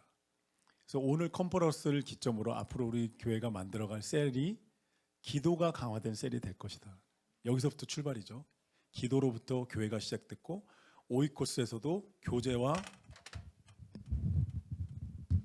오이코스에서 뭘 했냐? 교제와 기도가 이루어졌다는 거예요. 이 두 가지를 향해 가는 거예요. 그래서 이 방향으로 우리 교회 셀 모임이 가게 될 거고 우리 청년부도 마찬가지, 청소년부도 마찬가지고요. 그런 어떻게든 아까 우리 남석선 식사 같이 하는데 기도 진짜 익숙하지 않은 분들도 있죠. 이걸 보면서 우리가 방향을 잡고 거기서 한 걸음 성장할 수 있는 방법들을 찾아갈 것이고 그래서 기도할 때 하나님의 역사가 나타나는 것을 우리 셀에서 우리가 보게 되기를 간절히 소망합니다. 그래서 사도행전 전체를 보면요, 모든 모임의 DNA는 기도입니다. 계속 기도합니다. 계속 반복되는 신학이죠. 교회라는 영적 공동체의 생명력은 기도에서 나오고 기도의 기본값은 부르짖는 기도다. 그 다음에 그 위에 빌드업 되는 거예요. 기도로. 자, 셀의 본질적 DNA, 사랑반과 셀을 구분해야 됩니다. 궁극적 지향점은 사랑반은 나눔과 교제로 끝나죠. 셀은 예수님의 제자로 성장하고 생명력을 누립니다. 다들 경험을 저를 포함해서 다들 경험을 해보셨을 거예요. 실컷 나누고 많은 이야기 나누고 마지막에 하심에서 딱 한 번 기도하고 끝낼 때가 있어요. 그것도 안 모이는 것보다는 훨씬 좋습니다. 나눌 수 있고 삶을 공유할 수 있다는 것 자체가 이미 그 안에 은혜가 있긴 한 거예요. 그런데 그것에서 딱 한계에 막히는 거예요. 계속 반복되는. 저도 셀 교회에 계속 있었고 청년 사역도 계속 나누다가 결국 나누다가 끝나서 결국 이런 표현 하잖아요. 머리만 커지더라. 지식만 커지더라. 정말 삶의 변화나 역사가 안 나타나는 거예요. 성령의 역사가 안 나타나는 여러 가지 변수가 있습니다. 여러 가지 뭐 배움도 필요하고 나눔도 필요하고 또 뭐 힘든 시간들이 필요하고 성장의 시간도 필요합니다. 그러니까 여러 가지 예외적인 게 있지만 그냥 핵심과 중심을 잡자면 나눔이 기도로 연결되지 않으면 삶은 변화되지 않는다. 역사가 안 나타나는 거예요. 성령의 역사가 나타나야 되는데요. 교회가요. 변화와 역사가 나타나야 되는데 그것을 이뤄내는 것은 기도라는 거예요. 그래서 사랑방으로 나누니까 좋다. 우리 모여서 얘기 나누니까 좋다. 좋습니다. 너무 좋습니다. 그런데 거기서 한 걸음 더 나아가기 위해서 우리 베델 공동체가 셀교회의 방향을 그렇게 잡자는 거예요. 그래서 그런 모임의 순서도 좀 조정해보고 필요하다면 제가 지금 기도하고 있는 것은 여름에 하루 정도 토요일 날 길지 않게 오전이든 오후든 좀 셀 전체가 셀원들과 함께 한번 모여서 기도학교, 셀 기도학교처럼 짧게라도 그래서 기도를 좀 배우면서 기도하는 셀로 가기 위한 좀 징검다리를 놔야 되겠다 이런 생각이 들었어요. 그래서 기도에 익숙하지 않은 분들 와서 전체가 모여서 한번 잠깐 기도에 대한 강의 듣고 기도 한번 실습해보고 또 기도하면서 기도하는 셀로 한 단계 업그레이드 되기 위한 징검다리가 계단이 필요하다는 생각을 하고 기도하고 있습니다. 그래서 작년부 여름 성경학교 뭐 이런 식으로 셀로 연합으로 우리 지금 여성 23, 남성 11, 그다음에 청년 5 이렇게 셀이 있고 청소년부 9개 셀이 있는데 이제 그런 준비도 마음의 기도도 하고 있습니다. 교회를 에클레시아라고 하는데 다음 페이지에 보면 5페이지 에클레시아라고 하는데 성경이 말하는 에클레시아 교회 에클레시아가 헬라어입니다. 에크가 from 에클레시아 세상으로부터 부르다 칼레오 이렇게 돼요. 그래서 에크 칼레오 세상으로부터 from calling from called 이렇게 돼요. 부름 받아서 모인 사람들이라는 거예요. 그래서 그 공동체는요 그리스도의 몸이기 때문에 영적인 힘을 가지고 있습니다. 영적인 힘이 있어야 되는 거죠. 영적인 생명력이 있어야 되는 거예요. 이 영적인 생명력에 대해서도 여러분 알고 계셔야 되는 거. 이것도 신학입니다. 굉장히 너무너무 간단한 원리죠. 건강해야 여기로부터 생명력이 나옵니다.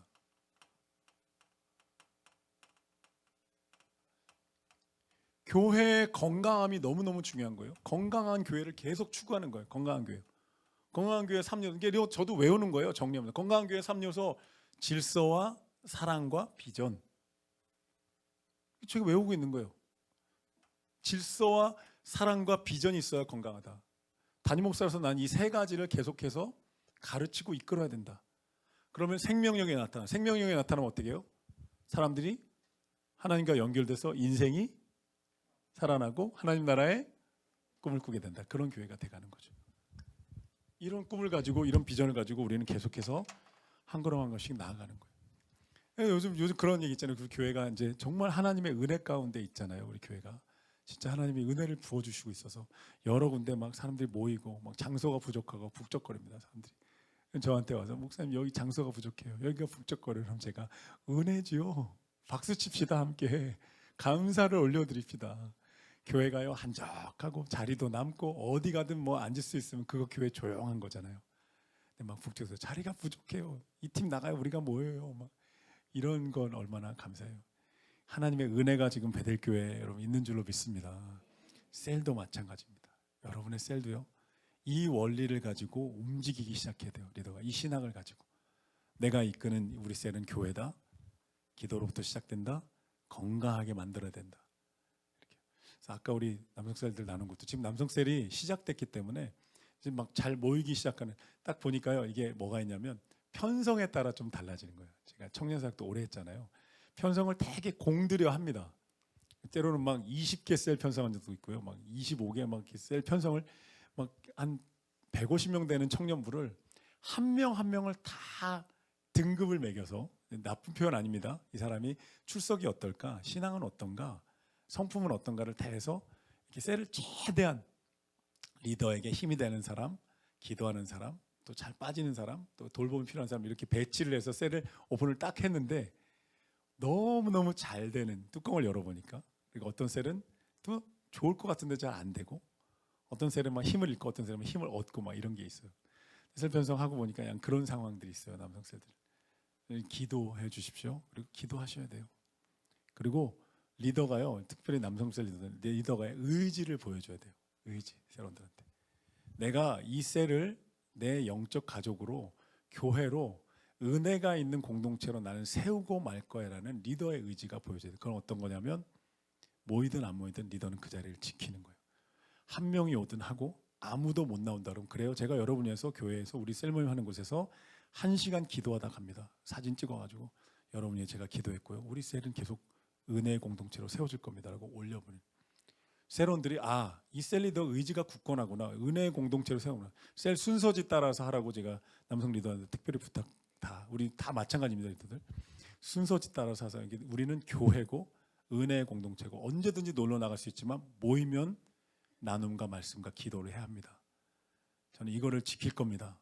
누가 오든 안 오든 리더의 의지가 사람들을 자석처럼 끌어당기는 거예요. 그건 쉽다는 말이 아니고요. 그런 의지 속에서 이런 원리 속에서 열매가 맺혀야 되는데 리더의 가장 큰 상급과 열매가 거기에 있는 거예요. 사람들이 내게 맡겨진 그 영혼들이 회복되고 은혜 받고 성장하는 것만큼 리더의 가슴을 벅차게 하는 건 없어요. 맞습니까? 맞습니까? 막 가슴이 벅차고 막 가만히 있어도 막 가슴이 차오르는 느낌이 그 기쁨으로 그 상급으로 우리는 리더하는 거죠. 우리가 여러분 헌금 내면서 리더하는 거잖아요. 봉사 내 거 다 드리면서 교회 섬기는 거잖아요. 다 돈 받고 하는 거 아니에요. 근데 우리에게 주는 건 두 가지는 가슴이 차오르는 그 기쁨과 벅찬 감사가 있고 또 하나는 우리 하나님이 다 기록하셔서 상 주신다. 할렐루야. 갚아주신다. 우리 하나님이. 그렇지 않겠습니까? 우리 은결이를 잘 돌봐주는 사람을 제가 어떻게 잊겠어요? 은결이 때린 사람을 어떻게 잊겠어요? 하나님은 마찬가지죠. 하나님이 예수님이 피값 주고 사신 영혼을 맡겼는데 그 영혼을 정말 내 자녀처럼 막 돌보고 기도해주고 하나님이 그런 사람들을 어떻게 그런 리더를 어떻게 잊어요? 내 자녀를 돌봐준 그 고마운 마음을 하나님 어떻게든 갚아주시고 기록하셔서 여러분 하나님이 상 주실 줄로 믿습니다. 이런 것들을 우리가 함께 만들어가고 기도를 향해 간다. 교제와 기도가 있는. 자, 제자도의 5단계 제가 정리해봤는데 이거는 사람들을 영적으로 성장시키기 위해서 리더들이 좀 알아둬야 할 팁 같은 또 개념 같은 것 이것도 신학입니다. 동심원처럼 예수님을 향해서 우리가 지금 어디쯤에 와 있는지 어느 자리쯤에 와 있는지를 우리가 성경적으로 두 가지로 제가 짧게 한번 설명을 해볼게요. 하나는 이제 성경에 나오는 게 처음에 예수님이 부활하셨을 때 500명이 부활을 목격했다 그랬어요. 500명이. 고린도서 15장에 보면 예수님 부활을 목격한 사람이 500명이었습니다. 성도들 중에 지금 500명 중에 들어간 이 밖에 있는 이제 외인들이 있는 거죠. 바깥 성도도 있지만 500명의 부활을 목격한 초신자들이 있었어요. 근데 그 500명이 마가다락방에 몇 명이 왔어요? 사도행전 120명으로 들어옵니다. 여러분 지금 어디쯤 와 계신지 한번 보세요. 어디쯤 와 계세요? 우리 세론 어디쯤 와 있어요? 우리 세론 딱 떠올리는 한 사람 한 273번? 여기쯤? 120명의 성도들이 모였는데 이제 숫자로만 그냥 한번 가보는 겁니다. 누가복음 10장에 보면 예수님이 70명을 선교로 파송하셨어요. 70쯤에 와 있습니다. 이제 슬슬 이제 리더들에게 해당돼요. 여러분 몇 번째쯤 와 계세요? 87번? 70명으로 이제 제자로 점점 들어오는 거예요. 자, 70명 중에 예수님이 몇 명을 제자로 부르셨어요? 12명을 부르셨어요. 12제자가 이제 시작이 됩니다. 그래서부터 이제 제자와 리더들이 시작되는 거죠. 여기쯤에 이제 들어와 계셔야 돼요, 리더들. 몇 번쯤 와 계세요? 성민선 집사님 몇 번쯤 와 있어요? 우리 34번째 리더죠. 34번. 자, 12명의 제자 중에서 가장 수제자 몇 명 부르셨어요? 몇 명이요? 3명 부르셨어요. 마태복음 17장에 변화산 데리고 올라가시는 게 베드로와 야고보와 요한을 3명에게 데려가셨어요. 자, 몇 번쯤 오셨어요? 신미라 집사님 몇 번쯤 왔어요? 3번. 생일이니까 신미라 3번. 이렇게 많이 거죠. 이게 우리가 지금 어디쯤 와 있니? 성도들 보는, 세론들을 보는 거예요. 어디쯤 와 있을까? 우리 지금 뭐 이상민 사님 셀에도 굉장히 지금 막 믿음이 막 일어나는 우리 본당의 중앙쯤에서 손 들고 찬양하는, 팔도 길어요. 강명식 성도와 뒤에 엄주영 형제 둘이서 손 들고 저랑 셋이서 이렇게 마주보면서 예배드리는 진짜 멋진, 엄주영 성도가 지금 은혜 받고 있는 시간이거든요. 막 들어오고 있는 거죠. 막 이렇게 하나씩 막 넘어오고 있는, 이렇게 우리가 부르고 계신다. 그리고 마지막에 한 명 누구 남아요? 예수님 마지막에 수제자로 세우신 베드로입니다. 베드로. 이게 한 명까지 와요. 여기가 예수님이죠. 한 명 베드로. 요한복음 21장 예수님이 3번 부인했던 베드로 찾아가시잖아요. 3번 부인했던 베드로 어떻게 회복시켜요? 너 어떻게 나한테 이럴 수 있어? 멱살 잡으셨나요? 너 어떻게 나를 배반하고 수제자가 이랬어요? 전혀 그러지 않으셨잖아요. 바닷가에다가 생선하고 떡을 구워놓고 아침에 이제 브런치를 제공하시면서 베드로에게 뭐라 그러세요? 너가 나를 사랑하느냐? 그거 하나 확인은. 베드로 한 명 남고 싶은 사람들은 마음과 뜻과 힘을 다해 하나님을 사랑하는 사람들. 제가 이 한 명까지 가는, 이게 이제 제자의 흐름을 성경의 숫자로 한번 정리해 본 게 이런 거예요. 몇 번에 와 계신가요? 이현 집사님 몇 번 와 있어요? 바깥에 있다고? 바깥에 있는 셀리더가 바깥에 있으면 어떻게 해요? 여기 어디쯤에 와 있겠죠? 그렇죠. 뭐 27번에 이혜연 뭐 이런 식으로. 여러분 몇 번에 와 계십니까? 교회 리더고 교사고 우리 청년부 리더 정도 되면 최소한 70번 안에 들어와 있는 거죠. 12제자까지 가고 이렇게 볼 수 있습니다. 밑에 한번 표 보시면 5페이지 한번 보십시오. 5페이지의 밑에 표는 우리 교회 올 한해 여러분 기도 부탁하는 건데, 우리 양육 체계를 세팅을 해야 합니다. 이제 단발적으로 여러 가지 시도하고 성사학당에 바나바 또 이렇게 시도하고 있는데, 제자훈련 남성제자만 했고, 양육 체계가 이런 단계를 거칠 수 있도록 만들어야 되고요. 이게 있어야 합니다. 그래서 아까도 얘기한 것처럼 남자들이 이제 우리 이상민 집사님이 이런 양육반 하나 만들어 달라고요. 와이프 손잡고 왔지만 이제 신앙을 배우는 기초반 뭐 이렇게 이름을 만들어 달라고. 맞나요? 그래서 그런 컨셉을 필요하다고. 그래서 정말 교회에 왔는데 기독교 신앙이 뭔지도 모르는, 들어본 적도 없고 그냥 부인을 위해서 온 사람이 도대체 기독교는 뭐고, 예수는 누구고, 복음은 뭐고, 신앙이란 뭔가를 배우는 입문반부터 시작되는 거예요. 근데 지금 바나바는 약간 신앙을 가진 분들에게 좀 유익한 면이 있잖아요. 바나바가 너무너무 지금 우리 교회 축복의 통로인데, 입문반부터 시작해서 바나바로 가서 바나바 하신 분들이 기초반, 그리고 성장 성숙반을 이렇게 합니다. 근데 보십시오. 제가 기도하고 또 많은 공부하면서 5단계로 성장이 일어나면 좋겠다, 이렇게 한번 구분했는데, 첫 번째는 새신자입니다. 새신자. 그럼 이런 개념을 가지고 있는 것도 리더로서의 신학입니다. 새신자가 처음 딱 왔을 때 그에게 가장 중요한 건 뭐냐면 십자가의 복음입니다. 십자가의 복음을 듣고, 이상형 목사님 이게 초등부 수납장 온다는 전화할 거라 그랬는데 고마워요. 그래서 새신자가 처음 왔을 때 입문자 누구는 십자가의 복음을 깨닫고 하나님의 자녀로 거듭나야 합니다. 리더들이 이런 양육의 어떤 단계나 그림을 외우진 못해도 대강 알고 계셔야 돼요. 그래서 지금 우리 세론 가운데 아까도 우리 송장로님 세론에 정말 기초 필요한 분이 있다고 했는데, 제가 때가 되면 이런 교재를 만들면 장로님이 1:1 양육을 좀 해주시면 좋겠습니다. 이런 세론들이 있는 거예요. 정말 기초와 입문이 필요한 사람은 주일 예배나 성서학당으로 안 돼요. 지금 생명의 씨앗이 안 열렸는데, 복음으로 영접을 안 했는데, 청소년부 아이들 청년부도 마찬가지입니다. 그게 입문이 안 됐는데, 내가 지금 하나님의 자녀로 거듭나질 못했는데 계속 예배드리고 성경을 배워도 생명이 자라나지 못하는 거예요. 그래서 그런 사람들 위한 교재가 준비되면 때로는 셀 리더들 1:1로 몇 주간, 3주에서 5주짜리를 1:1로 만나서 기초적인 부분을 양육을 해주셔야 돼요. 세론 중에 떠오르시는 분 있나요? 이런 분이 있다면 이분이 지금 이런 반이 필요하겠구나, 내가 언젠가 목사님 교재 만들어 주시면 양육을 해줘야 되겠다. 이게 이제 리더의 역할입니다. 그럼 이제 십자가의 복음을 믿고 하나님의 자녀로 거듭납니다. 하나님의 자녀로 딱 태어나면 애기죠. 완전 애기잖아요. 이제 신앙 몰라요. 신앙생활도 모르고 뭔도 모르지만 예수 믿고 이제 막 교회 다니는 게 좋아요. 그때 이 사람에게 중요한 성장 포인트는 두 가지입니다. 첫째는 공동체의 풍성함을 누려야 되는 거예요. 리더와 세론들을 통해서. 그리고 하나님을 알아가는 지식, 성경과 복음을 점점 더 배워가게 되는 게 필요하죠. 3단계 하나님의 자녀에서 예배자로 성장합니다. 예배자가 되면 하나님과의 친밀함을 배우고 익혀가야 되는 거예요. 점점 더 풍성한 삶을 배우게 됩니다.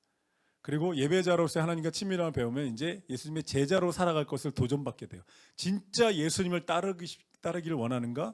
진짜 예수님을 닮아가겠습니까? 라는 도전 가운데 저는 이제 진짜 예수님의 제자로 예수님과 같은 길을 걷겠습니다라고 결단하면 제자 훈련을 받게 되는 거예요.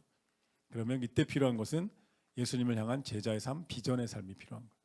그리고 제자 가운데 마지막 결론은 사명자의 삶을 사는 거예요. 영원권과 하나님 나라의 확장의 꿈을 꾸면서 셀리더 훈련학교까지 갑니다. 그러니까 이런 그림 속에서 한 사람이 리더가 이런 안목, 부모들은 본능적으로 다 알죠. 이거 영적인 거라 그렇죠. 육신적으로는 다 알잖아요. 애기가 태어나면 젖을 먹여서 키워야 되고 트름을 시켜야 되고 얘를 입히면서 2살 되고 1살 되면 걸어야 되고 2살 되면 말도 해야 되고 이게 터져 나오면서 아이가 하나하나 성장해가는 거 다 길러보신 거랑 똑같아요. 영적으로도 셀리더는 영적인 부모이기 때문에 어린아이로 태어난 아이가 어떻게 자라는지. 그래서 제가 우리 청소년부나 청년부도 계속 제가 교육자들한테 신신당부하는 것은 아이들이 예수님을 영접했는지 복음 안에 거듭났는지 확인해야 된다. 예수님 십자가의 복음도 영접하지 않고 거듭나지도 않았는데 맨날 성경 공부하고 예배 드려봐요. 태어나질 않았는데 이제 태어난 아기인데 막 걸어봐 뛰어봐 하고 있는 건 아닌가. 그래서 이런 양육의 단계 속에서 우리가 이끄는 셀원들을 볼 수 있어야 되고 동일하게 대하면 안 되고 셀 모임을 할지라도 내가 이 셀원을 어떻게 성장시킬까 봐야 되는 거예요. 그래서 이 사람이 지금 교회는 오래 다녔지만 예수님 영접한 적이 없구나. 예수님 영접했지만 말씀을 배워본 적이 없구나. 기도를 배워본 적이 없구나. 기도나 말씀을 할 줄 아는데 헌신해 본 적이 없네. 이 은사를 가지고 교회를 섬기는 기쁨을 누려본 적이 없네. 진짜 직장과 일터와 가정에서 하나님 나라의 꿈을 가진 제자로서 성장해 보진 않고 지금 교회 가운데 오가고 있는데 이걸 보면서 어떻게 하면 성장시킬까라는 걸 보는 거예요. 오늘 이 강의를 들었기 때문에 이런 안목들이 생기게 될 것이고 보면서 계속 교회적으로 함께 만들어 가도록 할게요. 그래서 제안하는 것은 아직까지는 실행은 안 했지만 오늘 컨퍼런스를 계기로 이런 방향으로 가면 좋겠다. 다음 페이지 보실게요. 이런 방향으로 우리 교회 셀 모임이 가면 좋겠습니다라고 지금 연구하고 또 준비하면서 지금 만들어가고 있는 것은 기도하는 셀입니다. 그래서 지금까지의 셀 모임하고 비슷하지만요. 처음에 아이스 브레이크 찬양과 간식과 담소를 나누고 그 다음에 설교의 주일 설교에 관련된 질문을 한 2-3개 20-30분 나눠서 말씀 나눔을 끝내고 그 다음에 기도로 들어가는데 지금처럼 다 나눔한 다음에 한꺼번에 기도하는 게 아니라 한 분이 나눔하고 그분을 위해서 다 같이 기도하는, 그리고 마무리 기도 옆에 있는 분이 하고 또 다른 분이 자기 기도 제목 나누고 기도하고 마무리 기도하고 이렇게 하면 여러분 그렇잖아요. 우리 다 알죠. 나눔하고 1시간만 나눔하고 하면 나중에 그냥 1분 2분 기도하고 끝나는 경우가 너무너무 많아요.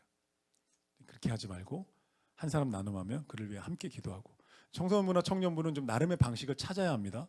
기도를 어떻게 접목할 수 있지를 찾아야 하는데 다른 셀들은 이런 방식으로 가면 좋겠다. 그리고 이렇게 하려면 좀 셀 전체가 함께 모이는 짧은 기도 학교라도 한번 열어서 기도의 배움이 필요하다. 교회적으로 교회 기도 학교가 열리면 좋겠다. 그리고 그 기도가 끝나면 이제 셀 리더가 교회 지금 중요한 기도 제목, 또 선교지 기도 제목, 우리 교회가 우리 셀이 섬기는 선교를 위한 기도 제목을 나눈 다음에 함께 기도하고 셀 리더가 마지막에 축복 기도하고 마친다. 이러면 교제와 기도가 거의 반반 정도 되지 않을까. 그래서 이렇게 기도하는 셀로 가기 위해서 지금 준비 중에 있습니다. 그리고 셀 모임과 셀 리더 모임에 대해서는 제가 이제 강남중앙침례교회에서 주최하는 월드 사역 다녀왔는데 그 강남중앙침례교회가 되게 앞서간, 아까 말한 것처럼 예루살렘 교회가 교과서라면 강남중앙침례교회 참고서로 배우고 왔는데 거기 보니까 셀 리더들이 번아웃 되지 않도록 굉장히 많이 배려하고 있더라고요. 지치지 않도록. 그리고 지치지 않더라도 매너리즘에 빠지지 않도록 하려면 어떻게 되냐, 휴식을 많이 줘야 된다. 그래서 거기 어떻게 하고 있냐면 매월 마지막 주에 셀 모임을 쉽니다. 그러니까 그 주간은 셀 모임을 공식적으로 쉬고 그 대신에 저와 함께 셀 리더 모임을 하는 거예요. 그래서 다음 달부터는 남녀 셀 리더 함께 모여서 이제 성선부, 청년부 셀교 빼고 우리 남성, 여성 셀 리더들이 저와 함께 토요일 날 아침에 한 달에 한 번 모이면 좋겠어요.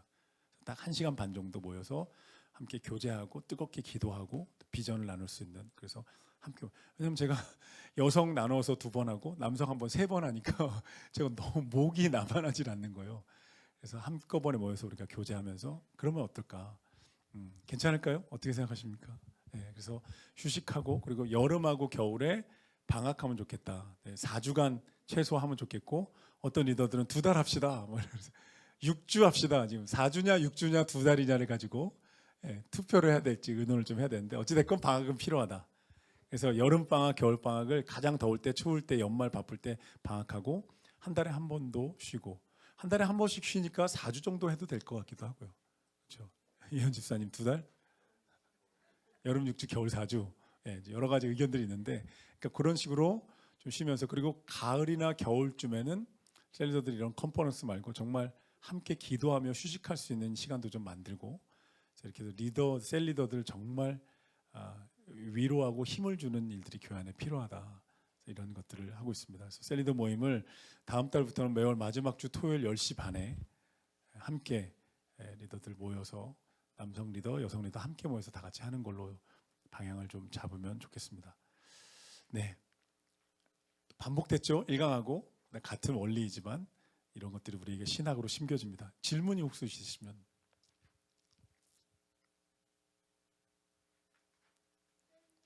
네. 네, 방학 셀 모임을 안 하는 거죠. 네. 애들 방학이요? 뭐 그렇게 겹치게 해도 좋고, 어찌됐건 우리도 셀 모임 자체를 가장 더운 여름에, 가장 추운 겨울에는 셀 모임 자체를 안 한다. 네네, 4주씩 쉰다. 이런 방향으로 갈까 합니다. 이제 다음 달 우리 토요일 날 우리 리더들 다 모였을 때 이제 확정을 하고, 오늘은 이렇게 그냥 이제 개념과 비전만 좀 나누고요. 정말 목사님 무슨 말씀입니까? 우리 셀은 진짜 죽어도 방학 못하고 매주 목숨 걸고 먹어야겠습니다. 이런 분들 있으면 저한테 연락 주시면 네, 함께 의논하도록 하겠습니다. 네. 또 질문. 과일 뭐냐고요? 너무 좋은 질문인데, 과일 뭐예요, 이상형 목사님? 카라향. 천혜향도 아니고 카라향. 아, 네, 네. 지금 드시는 귤은 카라향입니다. 오늘 생일 받은 맞이한 분은 미라향이고. 질문 있으실까요? 거기 청년분은 정훈이랑 둘이 남았어요? 일당백입니다. 네, 또, 네, 목사님, 장로님. 한번 들어볼게요, 장로님 질문. 네, 네, 네, 네,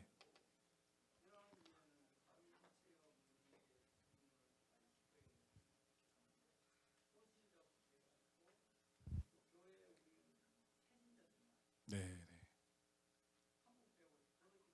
네, 네, 네, 네, 네, 네, 네. 셀 모임은 무조건 셀 순서지에 따라 다 같이 해야 되는데, 그게 가능한 이유는 주일 설교를 들었기 때문에 그래요. 그래서 주일 아까 이상민 사님의 셀 엄지영 형제가 셀 모임을 앞두고 주일 설교를 2번, 3번 듣고 와이프랑 다 얘기하고 온다. 이런 셀원이 있으면 셀리더는 진짜 가슴 벅차잖아요. 주일 설교를 다 들었기 때문에 어찌됐건 나눔이 가능합니다. 수준 차이가 나도. 그리고 셀 모임은 셀 순서지와 주일 설교의 무게중심을 두셔야 돼요. 딴 얘기, 삼위일체 궁금하다고 삼위일체 얘기하시면 안 돼요. 딴 얘기하고 특별히 세론 들어서 오늘은 피곤한데 그냥 재밌게 얘기만 하다가요, 절대 안 됩니다. 그럼 사랑방 되는 거고요. 그 순간부터 영적인 은혜와 생명력은 줄어듭니다. 그리고 세론들이 다 압니다. 이럴 바엔 사회 모임까지 이걸로 왜 교회에 올까? 은혜가 있어야 되고요. 은혜는 리더가 기도하면요, 그 모임 가운데 설교를 들었기 때문에 그 질문 하나에서 내 신앙을 돌아보고 배우게 돼요. 그리고 신앙의 선배들의 나눔을 들으며 배웁니다. 그게 애기들이 말문이 트이는 게 그거죠. 우리 은결이가 드디어 잉 하다가 이제 안경을 보고 앙, 과자를 보고 까까 하기 시작했어요.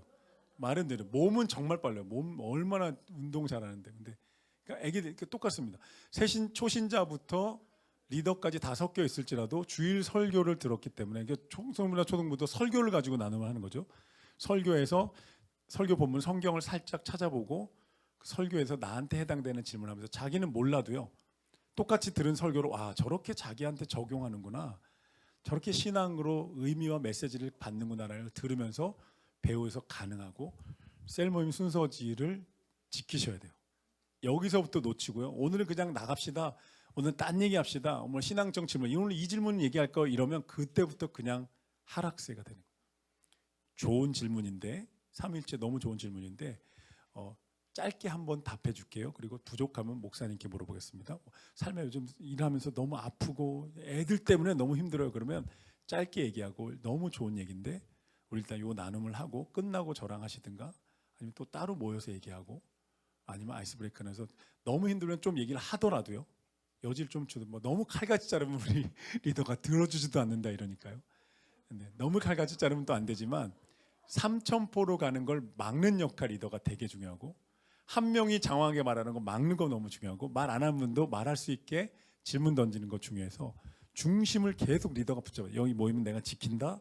여기는 말씀을 나누는 곳이고 교제하는 곳이다. 영적인 공동체고 교회다라는 신학, 셀에 대한 신학, 이제 3강에서 나오면 셀에 대한 신학, 교회에 대한 신학, 이 기도에 대한 신학을 리더가 딱 중심을 일단 잡고 나서 그 다음에 곁까지가 퍼져나가야 돼요.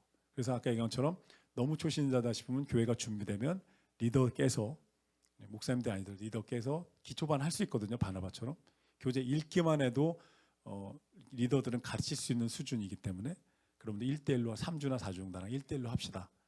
따로 시간 내서 양육을 해주고 성장시키고 성경 읽기도 같이 좀 해보고 이런 것들. 그래서 하나님의 숨결도 의견이 들려와가지고 목사님들하고 어제 회의를 잠깐 했어요.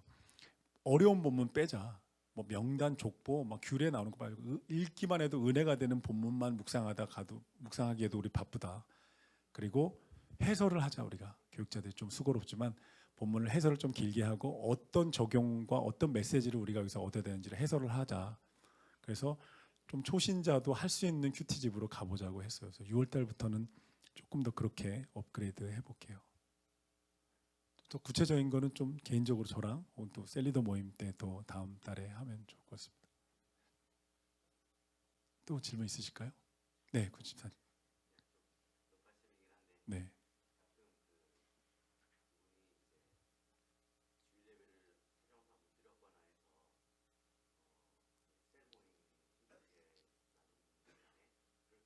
네. 그럼요. 그런 시대잖아요. 네, 네, 무조건이죠. 무조건 못 오신 분들 듣고 오시라고. 그러니까 리더의 중심이고 리더의 의지예요. 리더가 패기를 보여야 되는 거예요. 리더. 그러니까 담임 목사는요 목이 찢어지고 목이 갈라지고 뭐 혓바늘이 나도 부르짖어 기도해야 돼요 앞에서. 그게 교회를 이끌어가는 담임 목사의 책임이고 역할이 저의 십자가예요. 그냥 기도하는 거예요. 그러면서 메시지인 거죠. 담임 목사가 기도하는 것보다 우리가 기도하는 교회구나. 기도가 진짜 중요한구나 이런 것처럼 리더가 유튜브로 목사님 설교 듣고 오십시오. 꼭 듣고 오십시오. 그래야 나눔이 가능합니다. 이렇게 출퇴근에 뭐 30분짜리 금방 듣거든요. 의지의 문제고요. 꼭 듣고 오게 해서 그거 가지고 나눔을 진행하면서 뿌리를 내리셔야 됩니다. 셀이. 특히 남성 셀들은. 여성 셀들도 혹시 그렇게 하고 있는 분은 없겠죠? 너무 내가 셀에 익숙하고 내가 리더라서 그냥 내가 편한 대로 이끌고 있으면 안 됩니다. 셀원들을 고화되는 거예요. 교회와 담임 목사가 단절되면서 고화같이 돼요. 처음에 좋을 것 같지만 안 그래요. 교회는 영적인 생명력과 은혜로 사람들이 행복하고 성장하는 거예요. 이거 놓치면 교회는 생명이 없는 거예요. 그래서 그거를 계속 기억하시면 좋겠습니다. 너무 좋은 질문인데요. 또 좋은 질문 있으시면 뭐 나눔하시다가도 제가 여기 서 있을 테니까요. 따로 또 질문해 주시면 좋겠습니다. 우리 그러면 또 교재 강의 2강 끝에 있는 나눔 질문 3가지 있는데요. 우리 함께 또 나눔하는 시간 가지도록 하겠습니다. 새로운 용어로 신학이라는 단어를 여러분과 함께 씁니다. 신앙은 하나님 사랑하는 거죠. 하나님과 친밀함과 하나님과 함께 예배하는 기쁨을 누리는 거예요. 신학은 그 모든 활동과 행함의 근거가 되는 명확한 이론들, 성경이죠. 성경의 가르침들을 신학이라고 우리가 부르면서 신학합니다. 신대원에 가서 이거 배웁니다. 우리가 교회 왜 하냐, 예배는 왜 하냐, 하나님 어떤 분이냐, 예배란 뭐냐, 교회란 뭐냐에 대한 이론적인 거를 성경을 가지고 다 배우는 게 신학입니다. 우리 그 리더들도 성도들도 신학을 배워야 합니다. 배우고 있는 거죠. 사실은 예배와 제전을 통해서. 오늘 이것을 우리가 함께 배워갑니다. 교회 셀리더의 초대교회 셀리더의 지성, 영성, 감성이라고 제목을 붙여봤는데 셀리더가 가져야 되는 지성입니다. 지성이 있어야 된다. 지성의 1순위는 교회와 셀에 대한 명확한 신학이 있어야 되는 거예요. 교회가 뭐냐? 셀이 뭐냐? 정말 내가 인생을 바쳐서 섬기고 있는 이 교회, 시간과 마음을 바쳐서 섬기는 이 교회의 의미는 뭐고 영광은 뭐냐? 상급은 뭐냐? 대 명확한 성경적 받침이 있어야 되는 거죠. 교회가 무엇인가에 대해서 여러 가지 정의가 있는데요. 성경에. 그리고 여러 가지 이야기할 수 있는데 하나님 백성이다. 예수 믿는 자들의 모임이다. 아주 기본적인 정의에서 조금 깊은 사도 바울이 에베소서를 통해서 우리에게 가르쳐준 조금 깊이 있는 그리스도 교회에 대한 교회론이라고 부릅니다. 제가 설교 때 한번 나눴던 것 같은데 월드사역 세미나 다녀와서 그리스도의 몸이라는 교회론입니다. 한번 따라 보시죠. 교회는 그리스도의 몸입니다. 에베소서 1장 23절 읽어볼게요. 시작.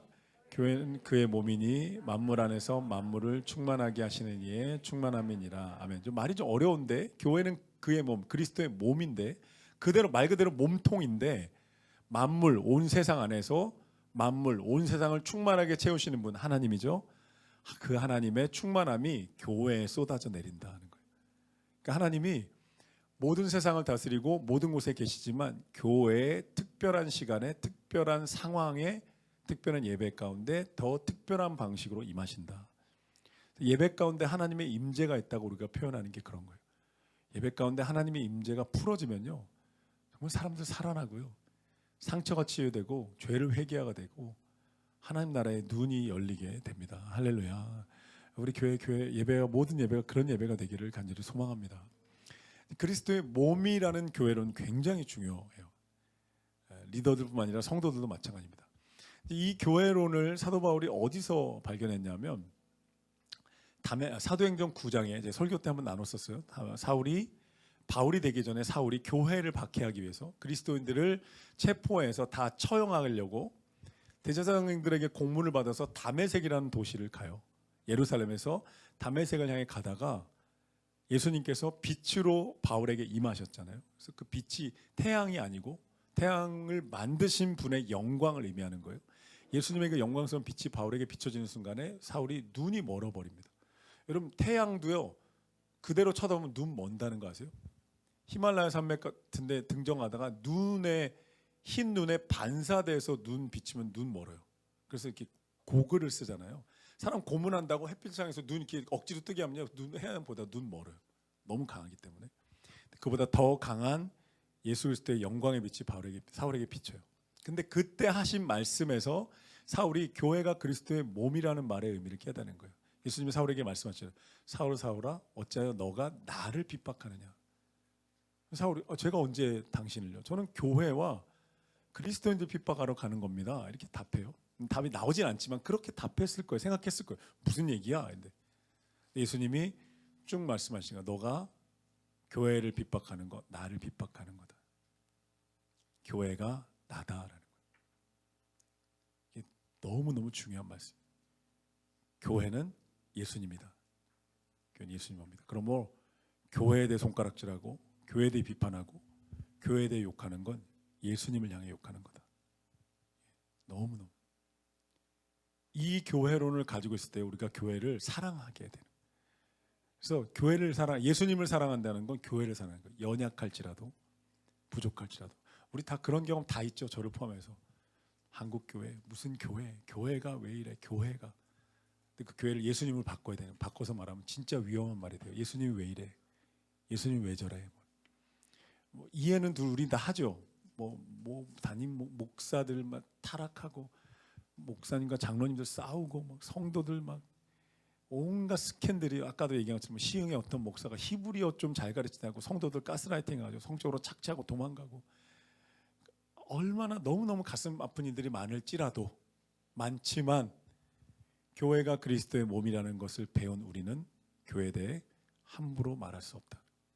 교회 사랑하게 된다. 연약할지라도 이것이 그리스도의 몸이고 하나님의 몸이다. 그래서 밑에 보십시오. 교회는 그리스도와는 교회와 한 몸이다. 이 한 몸, 그럼 한 몸이란 뜻이 뭐냐? 사도 바울이 교회가 그리스도의 몸통인데, 그리고 교회의 머리는 예수님인데, 그럼 이 한 몸이라는 뜻은 뭘까를 나중에 또 발견합니다. 그래서 에베소서 5장에서 그걸 어디서 그 원리를 찾냐면, 창세기 2장에서 하나님이 아담과 하와를 결혼시키면서 주례를 이렇게 하셨어요. 남자와 여자가 부모를 떠나 한 몸이 될 것이다. 하나님의 관점에서 부부는 한 몸이라는 거예요. 그리고 부부는 실제로 한 몸처럼 느끼죠.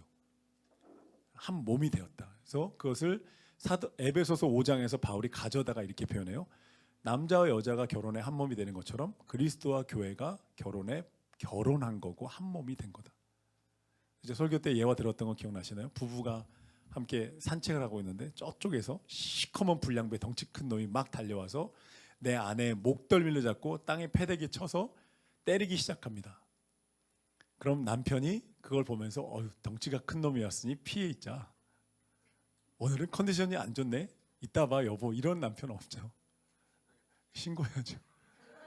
그런 남편은 교회에 와서 좀 혼나야죠. 죽든 살든 내 아내를 때리는 그 불량배를 향해 달려들어서 뭐 손을 깨물든 목덜미를 쥐어짠 눈을 파내든 내 아내를 때리지 못하게 멈춰 세워야 되는 거죠. 이런 한 몸이기 때문에 내 아내를 함부로 대하는 건 나를 함부로 대하는 거다.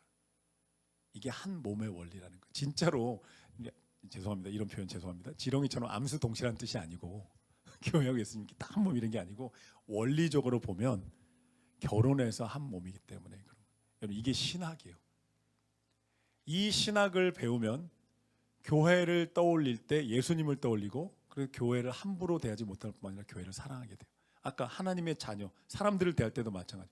그냥 내 앞에 있는 한 사람이 아니라 이 사람이 하나님의 자녀고 옆에 하나님이 서 있다고 생각하면 함부로 못하는 거죠. 물론 뭐 소통을 하지 말아라. 뭐 제가 담임 목사니까 부교육자들 뭐 지적합니다. 잘못된 거 이야기하고 뭐 소통하죠. 성도들도 마찬가지죠. 잘못된 거 이야기합니다. 그런데 하나님의 자녀로서 대하는 교회도 마찬가지예요. 교회도 예수님의 몸이라는 걸 알고 예수님의 몸으로 우리가 대하는 그리스도의 몸이다라는 걸 아는 교회는. 그럼 교회를 사랑하게 되고 교회를 정말로 아끼게 되는 거예요. 이게 신학이에요. 그래서 착한 성품만으로 되는 게 아니에요. 신학이 뒷받침됐을 때 우리는 더 깊어집니다. 사도 바울이 고백하는 거 보시죠. 고린도서 11장 28절 읽어볼게요. 다 같이 시작. 내 속에 눌리는 일이 있으니 모든 교회를 위하여 염려함이라. 아멘. 사도 바울은 평생 교회를 사랑했던 사람입니다. 고린도 전서 한번 읽어보십시오. 교회가 이렇게 엉망인가? 우상숭배, 분파, 우상의 재물 먹죠. 간통죄. 너무너무 이게 교회인가 싶은데 사도 바울이 뭐라면 고린도에 있는 교회 이렇게 말해요. 연약할지라도 교회를 너무너무 사랑했어요. 그리고 뭐라고 하냐면 사도행전 20장 28절 하나님이 자기 피로 사신 교회를 보살피게 하셨다. 아까 우리 세론들 얘기했잖아요. 내게 맡기신 영혼들 예수님이 피값 주고 구원하신 이들이라는 마음으로 보기 시작하면 감히 나한테 내가 뭐라고 맡겨주신. 그래서 은혜의 영성이 제일 중요합니다. 교회는 내가 뭐라고. 하나님 은혜로 구원받았지. 나도 은혜로 구원받았는데 우리 성도들 사랑해야지. 나이가 뭐라고 우리 교육자들 항상 얘기해요. 우리가 뭐라고 성도님들이 우리를 챙겨줘. 겸손하자. 잘 섬기자. 이렇게 얘기하거든요. 저도 마찬가지입니다. 제가 뭐라고요. 담임 목사 그냥 청빙 받아서 세우신 거예요. 일하라고. 권한도 주고 일하라고 맡기신 거예요. 내가 뭐라고요. 은혜거든요. 하나님의 은혜로 구원받았다. 그리고 우리는 모두 하나님의 은혜로 구원받은 줄로 믿습니다. 그러면 다른 사람들도 은혜로 돼야 되는 거죠. 이게 원리고 신학인 거예요. 그리고 두 번째, 교회론에 대한 명확한 신앙이 셀리더의 지성이라면 두 번째는 교회의 DNA에 대한 지식이 있어야 됩니다. 초대교회에 예루살렘 교회 5가지 DNA가 있더라. 그것을 제가 배우고 온 것이 월드 사역이라고 바꿨죠. 월드 사역. 7페이지 한번 읽어볼까요? 영어 읽을 수 있죠? 7개에서 시작. 워십, 오이코스, 리칭 아웃, 라이프 기빙, 디사이플링 이렇게 됩니다. 예배, 소그룹, 이웃, 영혼권, 제자와. 이게 예루살렘 교회 5가지 DNA더라. 리더들 이거 알고 계셔야 되고 목회자들도 알고 있어야 되고 이거 가지고. 여러분 그래서요. 제가 담임 목사로 이제 교회에서 저한테 권한을 위임하신 거잖아요. 제가 뭐라고 그냥 청빙 받았고 결정대로 위임 받았어요. 근데 그냥 막 여러 가지 사역 그냥 두서없이 하는 거 아닙니다. 이 5가지 DNA로 교회를 계속 봅니다. 계속 주중에도 혼자 오가면서 초등부실에 혼자 서가지고 계속 하나님 여기 어떻게 할까요? 청소년부실은 어떻게 할까요? 이렇게 본당을 보면서 어떻게 할까요? 하나님 하드웨어, 소프트웨어, 양육체계는 어떻게 할까요? 계속 이 5가지 DNA로 교회를 보고 예배와 교제와 이웃을 어떻게 섬길까? 영혼을 어떻게 구원할 제자. 이 본질을 가지고 교회를 끊임없이 바라봅니다. 리더들, 여러분 리더들도 이런 신학이 있어요. 그리스도의 몸이다. 교회 본질은 5가지다. 세 번째는 셀에 대해서 분명하고 확고한 신학이 있어야 됩니다. 계속 우리 아침부터 계속 반복하는 셀은 프로그램이 아니다. 교회다. 아멘. 아멘. 따로 셀은 교회입니다. 하나님이 공동체를 창조하셨다고요. 개인적으로 저 신앙생활 잘하고 있습니다. 잘할 수 없습니다. 그냥 설교 듣고 감동하고 성경 읽고 좋은 정도인 거죠. 네, 하나님 그런 신앙을 만드신 적이 언제나 부대끼면서 안 맞는 사람하고도 지내보고요. 그리고 안 맞으니까 참고요. 미우니까 사랑해보고요. 다 그런 거예요. 똑같이. 우리 그렇지 않나요? 저 앞에 담임 목사 맨날 서 있잖아요. 제 속 이렇게 모니터로 드러나면 정말 어떻게 보여드리겠어요? 우리 다 속마음 시커먼.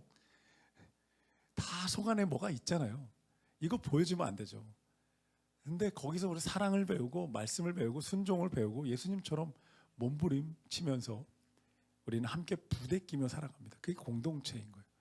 배울 수 있는 사람도 너무 많고 또 좋은 점은 힘들 때 위로하고 버팀목이 돼주는 사람도 많고 홀로 걷지 않는 공동체를 만드셨다고. 옆 사람 한번 보시겠어요? 옆 사람 한번 보십시오.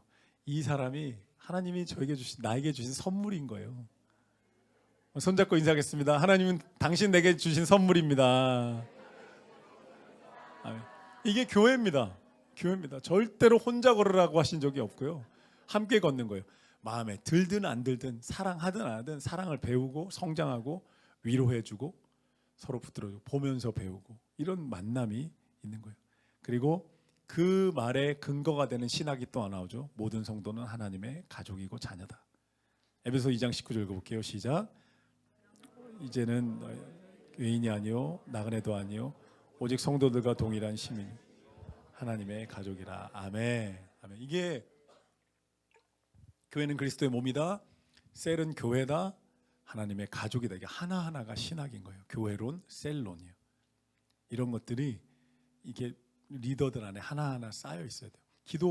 이따 기도 나오겠네. 혼자서 풍성함을 누릴 수 없고 성장할 수 없고 승리할 수 없습니다. 인간은요 뼛속까지 관계적인 존재로 하나님이 지으셨어요. 처음부터 삼위일체 하나님의 사랑의 교제 속에 탄생했고 처음부터 관계적인 존재예요. 잠시 쉬고 싶고 떨어져 있고 싶은 때가 반드시 있지만 또 관계 속으로 돌아와야 돼요. 현대인들이 제일 힘들어하는 게 관계. 그러나 우리에게 가장 큰 축복도 관계입니다. 셀은요 외롭게 살아간 현대인에게 가장 큰 선물이고 그래서 셀이 환대의 문화가 있어야 되고 마음의 심폐소생술이 있는 셀을 만들어야 돼요. 진짜 큰 선물입니다. 관계 때문에 사람들 관계 맺기 싫다 그러는데요. 관계를 그렇게 갈망해요. 이 현대인들의 딜레마예요. SNS를 찾아갑니다. 미디어를 찾아가요. 관계가 힘들다고. 근데 거기서 우울증 걸려요.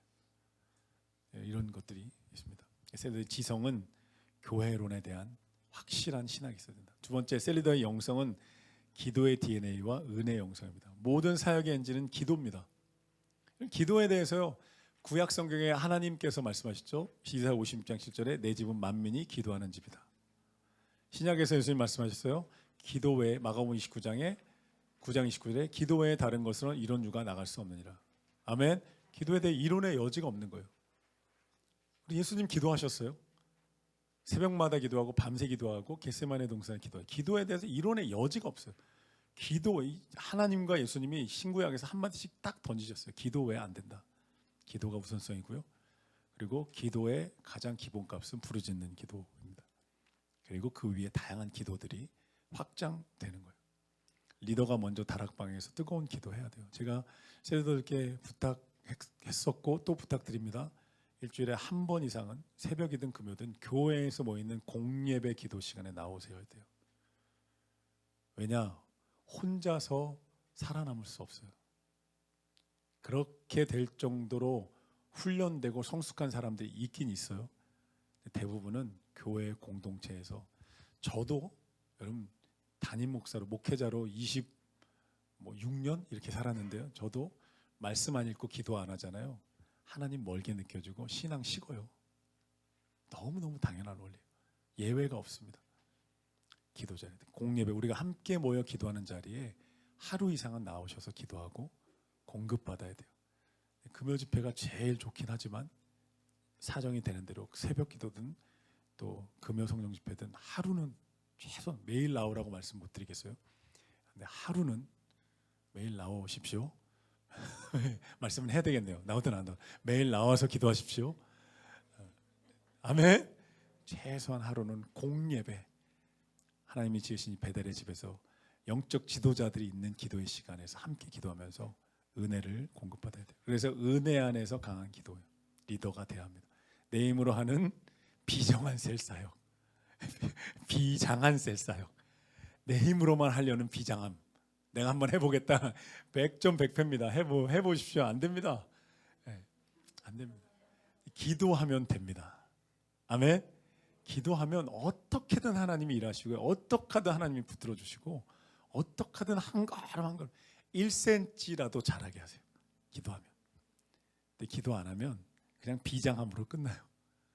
은혜 안에 강한 리더, 예배와 기도에 모든 것을 거는 리더가 돼야 합니다. 초대교회 리더들이 모이면 사도의 가르침을 받고 기도했습니다. 사도행전 보십시오. 끊임없이 또 기도하고 또 기도하고, 감옥에 갇히면 기도하고, 병자를 위해 기도하고, 선교 가서 기도하고, 다녀와서 감사 기도하고, 하나님께 기도합니다. 세 번째, 초대교회 리더의 감성은 긍휼의 시선과 사랑의 마음입니다. 리더에게 최고의 감성은 사랑입니다. 고린도서 13장 2절 읽어볼까요? 다 같이 시작. 사랑이 없으면 아무것도 아닙니다. 아멘. 세론들을 풀이 아닌 꽃으로 보는, 들풀이 아니라 한 송이 꽃 작품으로 바라보면서 사랑하는 거죠. 사랑인 것 같아요. 제가 신앙생활하고 목회자도 살아오면서 야, 사랑 없으면 아무것도 아니구나. 하나님 사랑하고 성도 사랑하고 이웃 사랑하고 가족 사랑하는 거. 여기서 사랑은 로맨틱한 감정이 아닙니다. 로맨틱한 감정, 연애하다가 결혼하고 싶어지는 그 뜨거운 감정이 아니고 행동과 섬김으로 내 사람들을 아껴주는 게 사랑입니다. 아끼는 거예요. 예, 이것도 하나하나 신학이에요. 성경에 나오는 사랑, 하나님의 사랑은요, 감정을 말한 적이 없어요. 언제나 하나님의 행동하세요.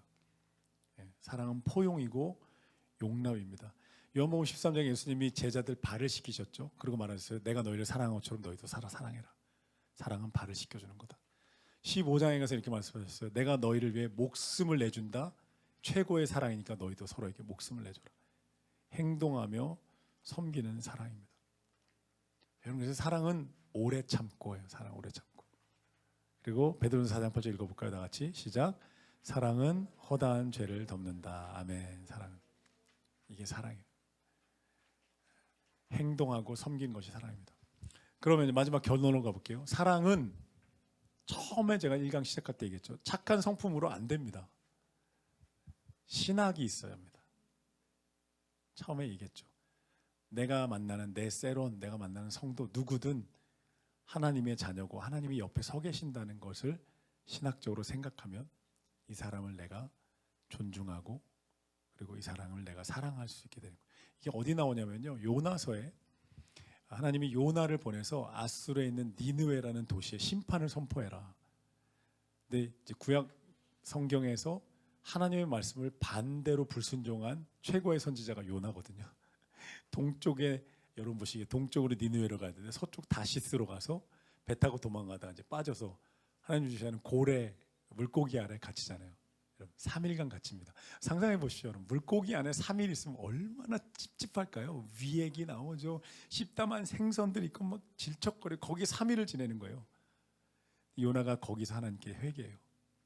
그리고 회개했을 때 물고기가 요나를 토해내고 요나가 다시 니느웨에 가서 회개를 선포해요.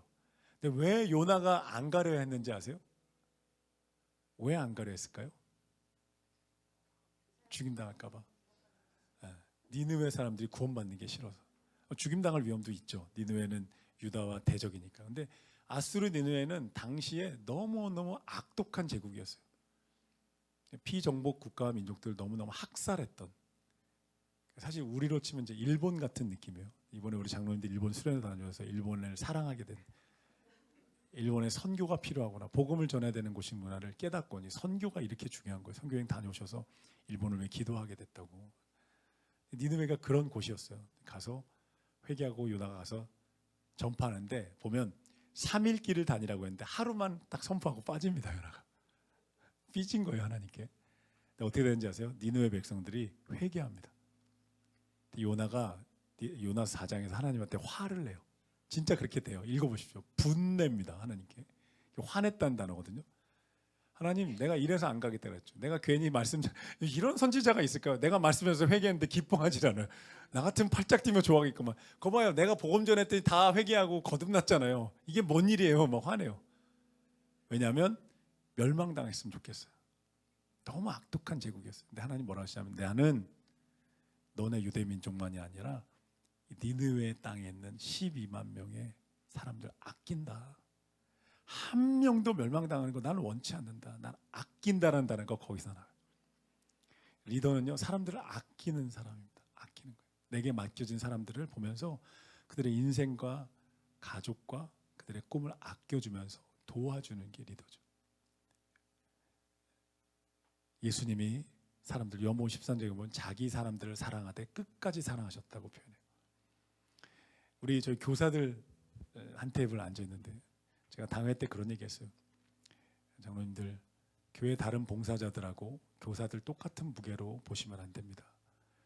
내가 기쁘고 감사해서 섬기는 많은 일들이 있지만 우리는 예로부터 스승을 존경했고, 교사는 나 말고 내가 가르치는 아이들을 책임지기 위해 뛰어드신 분들이라서 한 급 위로 봐주셔야 합니다. 교회적으로도 제가 그렇게 이야기할 겁니다. 이렇게 했거든요. 저기 6명의 교사들이 대표로 왔지만요, 우리 청소년 아이들 진짜 예배, 셀모임 힘듭니다. 지금 이 강의가 소용이 있을까? 우리 어떻게 적용해야 돼? 한 단계 더 여기는 회의하고 자기네끼리 컨퍼런스 해야 돼요. 아이들 입을 안 열고 찬양 안 하고 나눔 질문 있어도 안 여는, 어떻게 아이들이 예배와 나눔으로 가게 될지를 한 단계 더 자체 컨퍼런스, 이영호 목사님 주최하셔서 2박 3일 컨퍼런스 하십시오. 우리 청소년 교사들 위해서 한번 격려의 박수 한번 쳐주시겠어요? 스승을 존경해야 됩니다. 선생님들은 존경받아 마땅하죠. 누군가를 가르치는 그 짐을, 그 역할을 담당하시는 분들이잖아요. 너무 귀하고, 또한 우리 셀리더들도 마찬가지죠. 내가 다른 봉사가 가치가 없다는 게 아니고요, 무게에 있어서 셀리더들은 영혼의 무게를 짊어진 분들이잖아요. 좋든 싫든 지금 내게 맡겨진 영혼들의 가정과 인생에 대해서 기도하고 짊어지고 가주시는 분들이라서 우리 셀리더들 너무 귀한 분들이고요. 그래서 목자란 이름으로 바꿔야 된다는 생각해요. 진짜 목자들이다. 목양하는 분들이에요. 옆에 한번 보십시오. 셀리더 한번 보시고 이분이 얼마나 귀한 사역을 감당하고 있는지.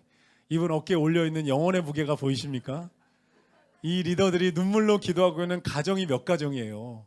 인생이 몇 개예요. 한번 보십시오. 손잡고 한번 인사하겠습니다. 당신은 존귀한 리더입니다.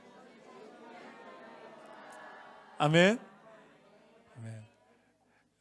그래서 제가 여러분 셀리더 모임할 때, 남성 여성 셀리더 모임 때 그런 얘기했어요. 저하고 부목사님들이 철저하게 셀리더들 편이라는 거 기억하셔야 됩니다. 사람들 때문에 힘들고 어려운 일 있을 때 와서 얘기하면 담임 목사가 뭐 리더가 그거 못합니까? 뭐 잘해야 됩니다. 어떻게 그럴 수? 절대 그럴 일 없습니다. 사람들을 돌보는 게 얼마나 힘든 일인지 너무너무 잘 알기 때문에 무조건 오늘 리더 편이고, 리더의 편에 서서 기도하고 목양할 테니까 언제든 소통해 주십시오, 이렇게 얘기하거든요. 그런 관계 속에서 갑니다. 이게 신학인 거죠. 사람들을 아끼는 것이 사랑이다. 로맨틱한 감정이 아니라. 그리고 마지막 볼게요. 이번에 예수님이 생명 내어주신 사람이고, 그리고 하나님이 자신의 자녀 삼으셨기 때문에 하나님이 보고 계신다. 그래서 너를 축복하는 자에게 내가 축복하고 너에게 복을 내는 자에게 내가 저주하는 자를 저주할 것이다. 진짜 무서운 말씀, 마지막 말씀이에요. 마태복음 18장 6절에 작은 자 하나 실족해 하면 연자맷돌 그 목에 달려서 깊은 바다에 빠뜨려지는 것이 낫다 이렇게 말씀하셨어요. 예수님 진짜 무서운 말이죠. 작은 자요 내가 보기에는 아무것도 아닌 사람처럼 보였어요. 내가 함부로 대했었는데 하나님 뭐라 하시냐면 내 아들이야 내 딸이야 너가 왜 내 딸을 그렇게 대해서 이렇게 된다는 거예요. 이게 무서운 말씀이에요. 특별히 리더님 지금 그렇게 잘못하는 목사님들이 자기 몸에 죄 짓는 거하고 다르잖아요. 저게 진짜 하나님 무섭지 않나? 경외함이 없나? 이런 생각이 들 정도로 물론 저도 연약합니다. 저도 목사로 부족하고 흠도 많고요. 부족하지만 너무 진짜 하나님 무서운 거 모르는 거 아닌가 이런 생각이 들 정도로 안타까울 때가 있어요. 그래서 사랑은 신학에서 나옵니다. 따라보세요. 사랑은 신학에서 나옵니다. 네, 셀의 열매도 신학에서 나옵니다. 이 근거에서부터 우리가 우리 안에 확신과 열매가 흘러나오는 거예요. 그래서 오늘 신학을 초대교회에 대해서 여러 가지 배웠습니다. 네, 질문 혹시 있으시면.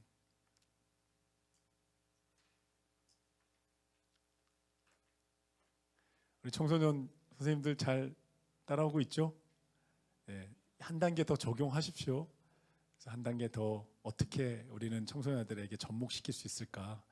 네, 이론을 한 단계 더 4, 3세대에게 더 맞춤식으로 개발하시고 창의적으로 또 형식에 얽매이지 말고 틀에 얽매이지 말고 만들어내셔야 돼요.